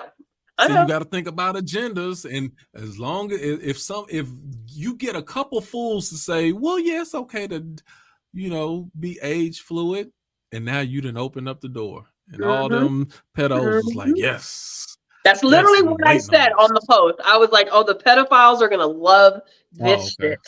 They're gonna love this. And I didn't even see that. I ain't see that. And we have been ostracized for years about our openness to not attacking LGBTQ inclusion, but how pedophilia is a move that is very, very, very, very, very, very closely hitched onto the LGBTQ community, because you can't fucking challenge them without persecution. So pedophiles, Ivory had used a term probably a year ago in conversations about people hitching on to other movements and jumping off the train whenever you've felt like your steam has, met its purpose. And as the years have passed, and as time has shown us over and over and over again how actually powerful these pedophiles are in our entire planet, how big of our powers that be are involved with pedophilia and child trafficking and things of that sort. You just cannot say that all of this is with good intention. You cannot say that all of this is for inclusion. Some of this is literally for these, and Wiz and I talk about this quite a bit. He's like, remember when I said that the LGBTQ was going to have a P at the end one day, and it was going to be inclusionary for pedophiles? Because now they call them, what is it, MAPs, minor attracted people. Now you're not a fucking pedophile. Now you're a MAP. Now you're a minor attracted person. If you are a minor attracted person, you are attracted to minors. Granted, you probably do have a mood disorder that allows you to be attracted to children, but you don't get a fucking pass for that. But they've watered down the word pedophile to minor attracted people. So that was my Back to the Future argument. Well, what was the turning point? when did it tip to where we let it go a little too far? Do you believe it was the gender thing? Do you believe it was I don't know. I just think Affirmative action. What do you think? I think it's fucked up that people who need and want and deserve protection of prosecution of who they love, who just wanted to have same legal rights as the next people who get married and so on and so forth, how their mission has been co-opted by nefarious people and by the power structures that are going to create legislation and laws and doors to be open for people to prey upon more children. But don't you think at in certain areas we have to draw hard lines, even we're when it comes to gender? Have to. Unfortunately, so even if you identify, it ain't gonna be anytime soon. Even if you identify somewhere on the spectrum of gender, there still should be a hard line to where either you could be on the light end, the heavy end of the spectrum, but you still on the female side of the spectrum. Like you still got to be on one side or the other. Otherwise, I'm trying to make sense of how we are where we are right now, because now you got people age because they use that. They used our stupidity against us. Hell yeah. And now they're taking advantage of it. I mean, but that's what a manipulator does. That's what a. So will anyone? Ooh, that's a question. Once the line has been rubbed out, can the line ever be drawn back again? No, because now you are. I mean, society is going to say no, because now, if you draw the line back, now we're stepping on the toes of those who made progress and those who were able to push forward with, legislative changes and so on and so forth. So So that goes back to the Facebook user who said we're doomed. The door's wide open. I don't think you can close the door at this point until the majority of people see what the agenda is here, and it is not about inclusion, until the people see that this is more than just inclusion. And I think that some people are finally waking the fuck up to this. But until more people see that this is beyond inclusion, no, they're going to keep allowing men to go in women's bathrooms and men to dress like little girls and do drag shows in front of children and sexually explicit ways. And if you push back, if you have an opinion, it, like Jules says, now you've co-opted my womanhood. And, I have a problem with that too. I definitely have a problem with that. I will call you whatever you want, but we are not the same. We are not the same. So if you push back, if you don't identify as he, she, him, her, they, their, you're a fucking HR disaster. Now you get in trouble at work because you don't address people properly, or you said something improperly. Maybe you just didn't freaking know. So the door's wide open, and it's a hella slippery slope. And I think that people wanted to be inclusionary, and it's definitely backfired in some spaces. And no, you can't take that back. You don't get to go back and put the female sign on the pads and the tampons anymore. They took them off. How fluid is too fluid?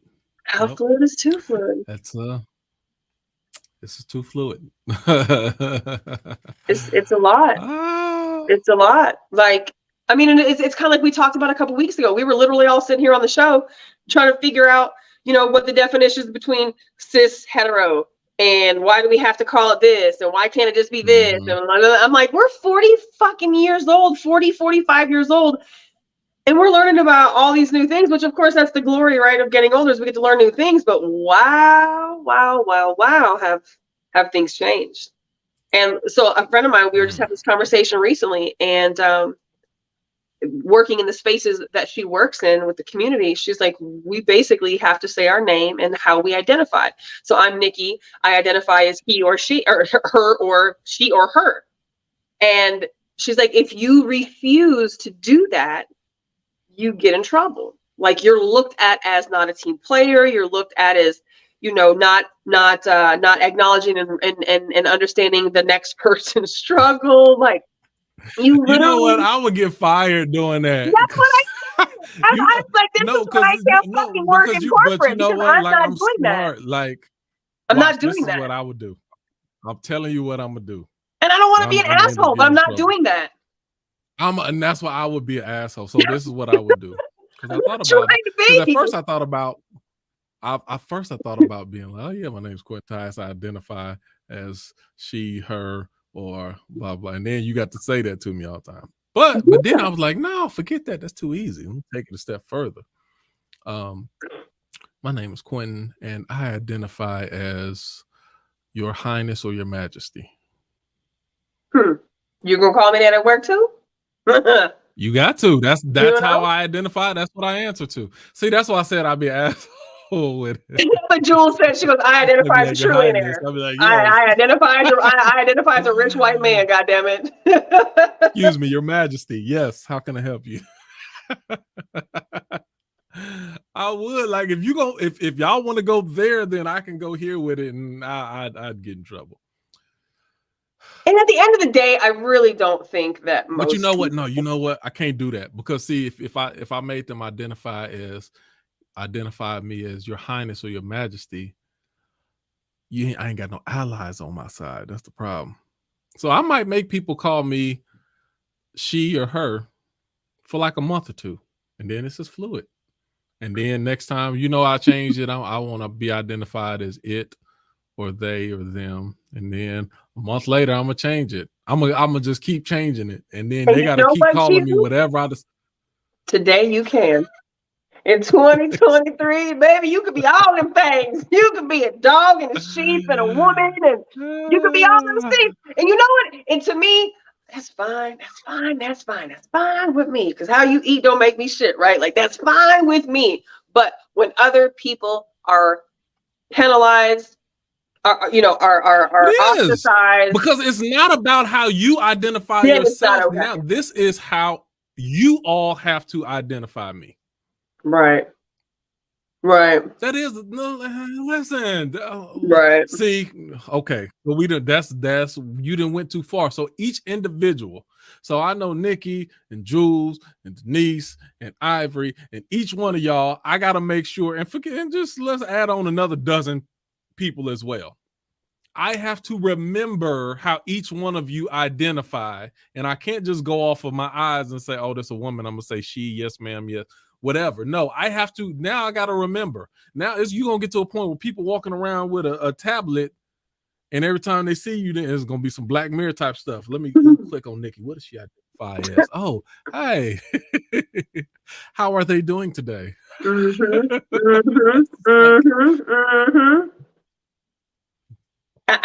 don't know. That's too fluid.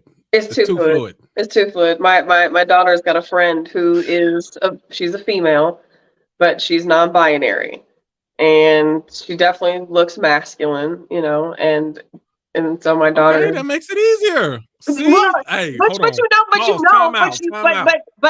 gotta at least play the part. But externally, she has girl parts. You know what I'm saying? So I mean, you clearly can see that, like, her breasts are visible. Right?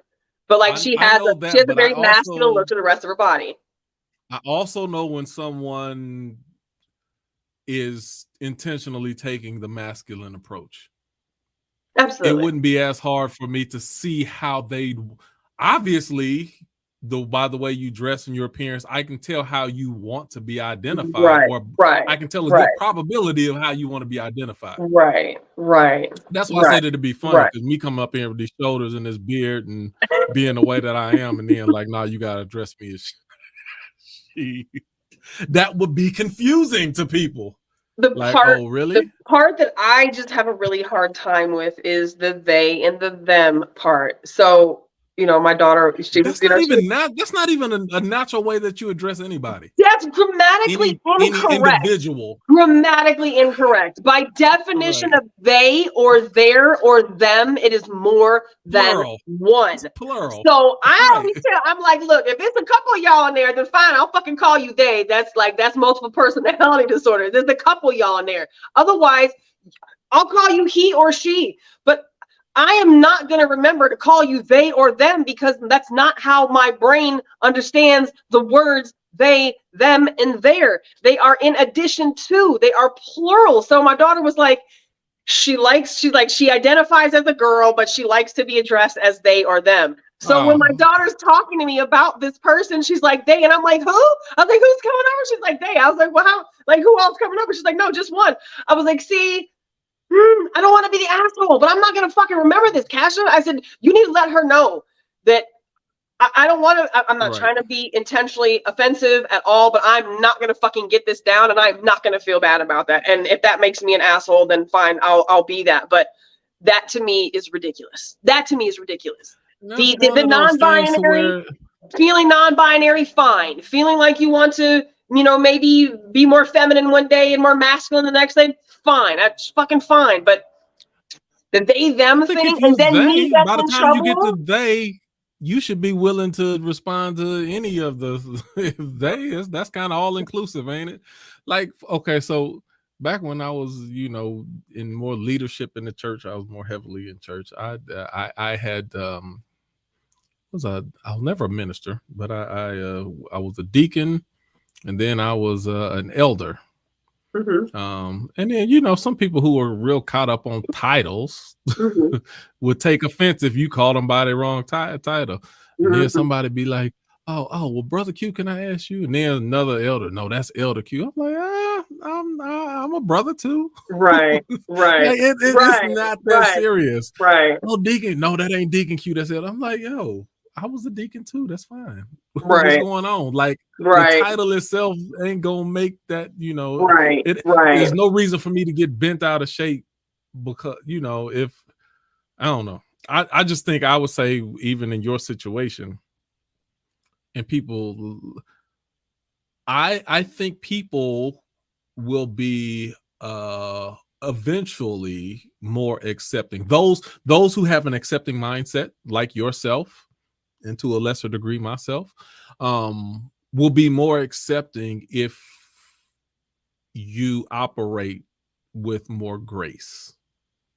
You can't bark down my throat just because I get your pronoun wrong and I just met you 10 minutes ago.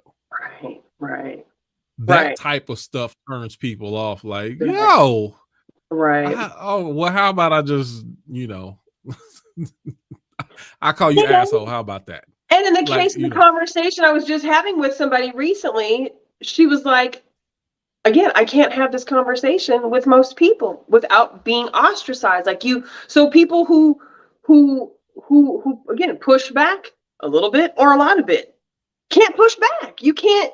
You just have to take it. You just have to be like, oh, okay, well, this is what we're doing, and if I don't subscribe or agree to this, then I'm transphobic, I'm homophobic, I'm phobic of some sort, which means I now am totally against the advancement of what you feel you are deserving of as a human.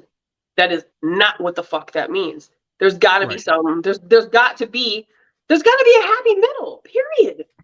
There's got to be a happy middle. But and even some of that comes with relationships. So I have a friend, and you know who my friend is that I'm referring to. They have a certain name, and then they decided to change their name. And I always knew them by this one name, and then after a while, they would always introduce themselves to other people as such and such. And then after a while, I was like, so why you change your name? And then after they told, this name means such and such, such and such. I said, okay, that's what's up. That's what I'm gonna call you. Yeah, and that's what I refer them to. And when I speak or introduce them in public, then I introduce them as the name that they've called themselves. I almost forgot what his biological name was. Like, it's been so long since I've called him by the name his name was when I first met him, that like recently I ever called him. Right. And now I'm like, I don't remember what I almost don't remember what his name on his driver's license was when I first met him. Okay, so even years as he was going by another name, I would still call him by the other name. But then after a while, from a relationship standpoint, I'm like, so, why did you do that? And once he explained, I'm like, okay, well, then that's what I'm going to call you then. Right. And there's another friend that I have. you know, Brian, big white guy, goes by Chop. I've been calling him Chop my entire, for the time, 20 years I know him, call him Chop. Right. And then one day, maybe four or 5 years ago, he was like, I hate that name. I was like, really? Wow. Like, that's what half of the city calls you that name. And he's like, I hate that name. I was like, I didn't know that. So I stopped. I try to stop calling him that name. Like, right. Every once in a while it might come out, but then I start referring to him as Brian. Right. I think that, but my point is, relationship can dictate a lot of those things versus you just trying to force a certain respect that maybe you haven't earned. Now, I'm not saying it's one thing with somebody being disrespectful to you, right? But when someone's not intentionally trying to be disrespectful to you, you can give some grace.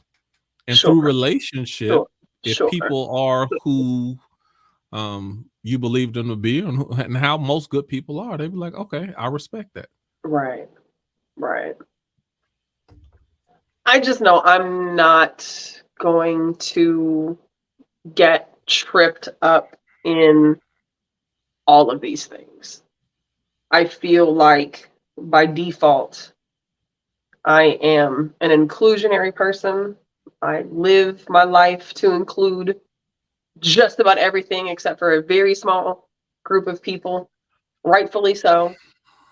I will do my absolute best to respect how you want to be addressed. I will call you the right name. I will spell it the proper way. I will ask you how to say it so that I make sure I say it properly. Like, I'm all about respecting the next person's identity and how they want to be addressed and what works for them. But I do think that some of this is going way out of the fucking weeds. And so let me say this too, just in all fairness, even though I feel like that, I have to be careful, because when you're dealing with an agenda or a movement, part of that agenda and that movement is based off of confrontation and making people uncomfortable. So in the same like manner, though, those freedom fighters who drive to the South and go sit at those counters of those diners, they were looked at as being disruptive. Look at y'all, we just trying to eat our food, and here y'all come starting trouble. And they in order to make change, they had to be confrontation, silently, peacefully confrontational. So I get it. I get both sides of it. Right. So there is a balance to it. But I would just encourage people for those who are fighting in that area, you might want to do that on a broader level. If that's the case where you feel like you need to make that push at your job or in a public place where you need to make with individuals, I just don't think you'll build relationships well individually, taking that approach to people who are really your allies, but you can turn your allies off when you are being a jerk sometimes. That's it's a balance. It's a balance for everybody. I say it like that.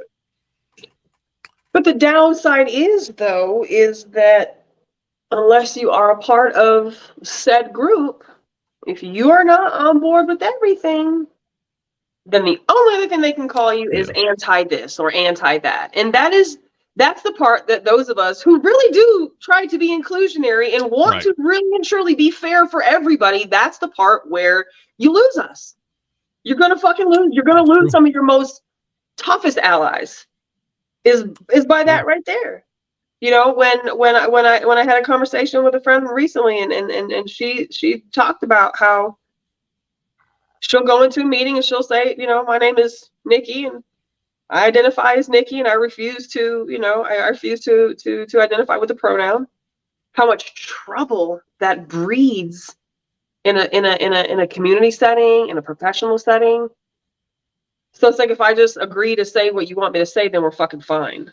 And that's never going to work for me. There's those of us out here like me. And you know what? The messed up part is the majority of people don't even disagree with you. They just so scared that if we go along with that, then what's the backlash that's gonna come back on us? Somebody's gonna sue us, or they're gonna put us on the news, and they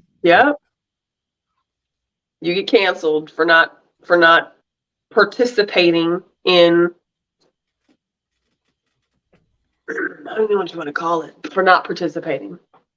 Yeah. Well, we all screwed. Like I said, I'm glad that half of my life is over. So before it gets too bad, I'll be on my way out of here. And even before that, I only got a good 20 years left to really be in society. After you get old, then you kind of doing your own thing by that anyway. So that's the glory of being old, right? Is you do get to that point where like, you don't give a fuck no more. Like, you know, but Jules has a point.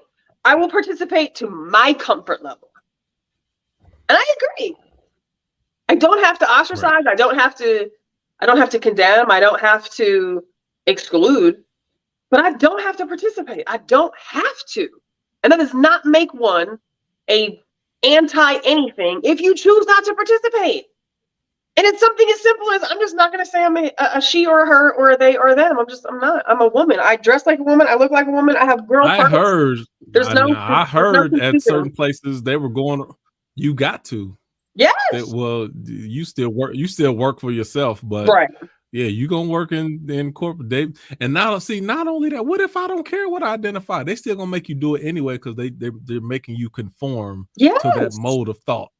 So herein lies the indoctrination. We talked about church. If I said my name is Quinn, y'all just call me what y'all been calling me. Huh? What'd you say? I said, so when I say my name is Quinn, y'all just call me what y'all been calling me. No, we need to know how you identify. Is it gonna be him, his? Like they're gonna make you go through the process of saying it because they're conditioning you also, even though you don't want to participate. You got to play ball. That's all I told her. I said, this is why I will probably never be able to work for anybody else, or at least a major organization, a big company. I said, I just fucking can't. There's a lot of things I'm not going to do. Okay. And if that leaves me broken, busted, and disgusted, I'm okay with that. My principles, my comfort level, what I stand on, that's not going to change. It's just not. And that does not make one anti or against the inclusion of the next person. And I think that for people to act like that is exactly what that is, unfortunately, it does. Unfair. It's absolutely unfair. Fortunately, it does. It will make you that. You will, if you are not on board, you are anti. And that's such bullshit. That's such bullshit. Because I can still. And it's gonna get worse. It's only gonna get worse. I can still fight for you and all your rights. But that doesn't mean I have to change. I don't have to change what I do. I believe you. It is going to get worse. It's absolutely going to get worse as it picks up the momentum and as more people start to identify with these weird little fucking things. Because I'm not saying all of these are legit. There's a lot of people who get involved with transgender and trans fluid and trans ageism and trans race. There's a lot of people that get involved with this who have undiagnosed mood disorders, who have psychiatric issues. And I'm not saying that makes you fucking crazy if you're gay or lesbian. That is not what I am saying. But there is an attention that comes. There is a favor that comes. There is a privilege that comes. There is a position that comes. You just can't be 29 years old with the pacifier in your mouth, wearing a diaper, saying, "Oh, I'm a baby." No, you're not. You're not. There's age regression. I understand that. Like sometimes when you have traumatic injuries and traumatic experiences, you slip into that space. I get that. That's a legitimate thing. But just to give up. So one of the videos that I posted was of a man who had 7 kids. He was like in his 40s. He had 7 kids, was married, decided he was going to leave his family, his children, his wife behind to be a fucking a toddler girl or something. Ended up finding 2 adults to adopt him. He lives as a fucking toddler girl, as a grown man with 7 children.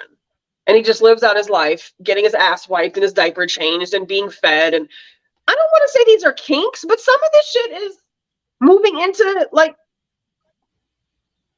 fetishism. So let me tell you this. There's a way that these things might reverse. But if these things do reverse, it's not going to be good because it's the representation of something that's worse. So so let me go back to my movies again. With all the racism and sexism and classism in this world. You remember the movie Independence Day? Yeah. One of the best movies out there. All that shit go out the window when there's a bigger when the aliens trying to take over the world. Ain't nobody racist no more.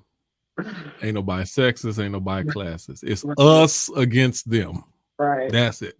Right. So unfortunately, oftentimes, and I'm giving one of my, this is just a prediction statement. This ain't an actual prediction. But one of the issues that I know, one of the issues that we're dealing with right now is America has been in a state of peace for too long. And when I say too long, I don't mean too long, but I mean peace. State of peace. Okay. Not war. Okay. And when you say, well, we have been in war, no, we haven't been. We are warring with other countries, but ain't nobody stepped on our soil in what, 60, 70 years. Almost 80 years, ain't nobody stepped on our soil. Right. So our concerns are not the concerns of a lot of people. Let our money and our banks and our system break down, and we go into a state either of world war or we go into a state of civil war. I guarantee you the pronouns and the things that we're talking about concerning how you like to be, ain't none of that stuff gonna matter at all.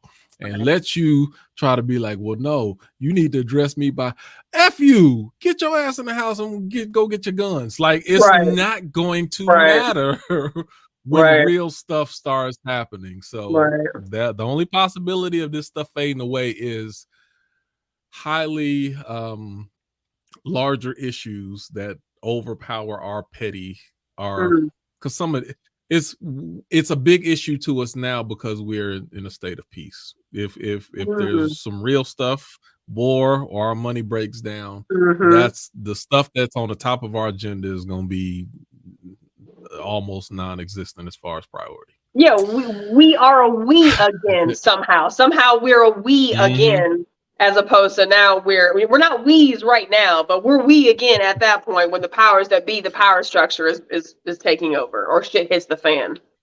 Yeah, the poor and the rich come together. Right, well, we after 2:15, so oh Lord have mercy. We talked it out. You got any closing words you need to get out? No, I wasn't really sure which way this conversation was going to go, really and truly. But I think it was a good conversation. I think that we definitely spoke for a lot of different people, asked a lot of different questions that people probably want to ask and don't ask. We've had some great participation, so absolutely appreciate you guys in the comment section. I've gotten a couple messages since we've been on here tonight. So as usual, where y'all at?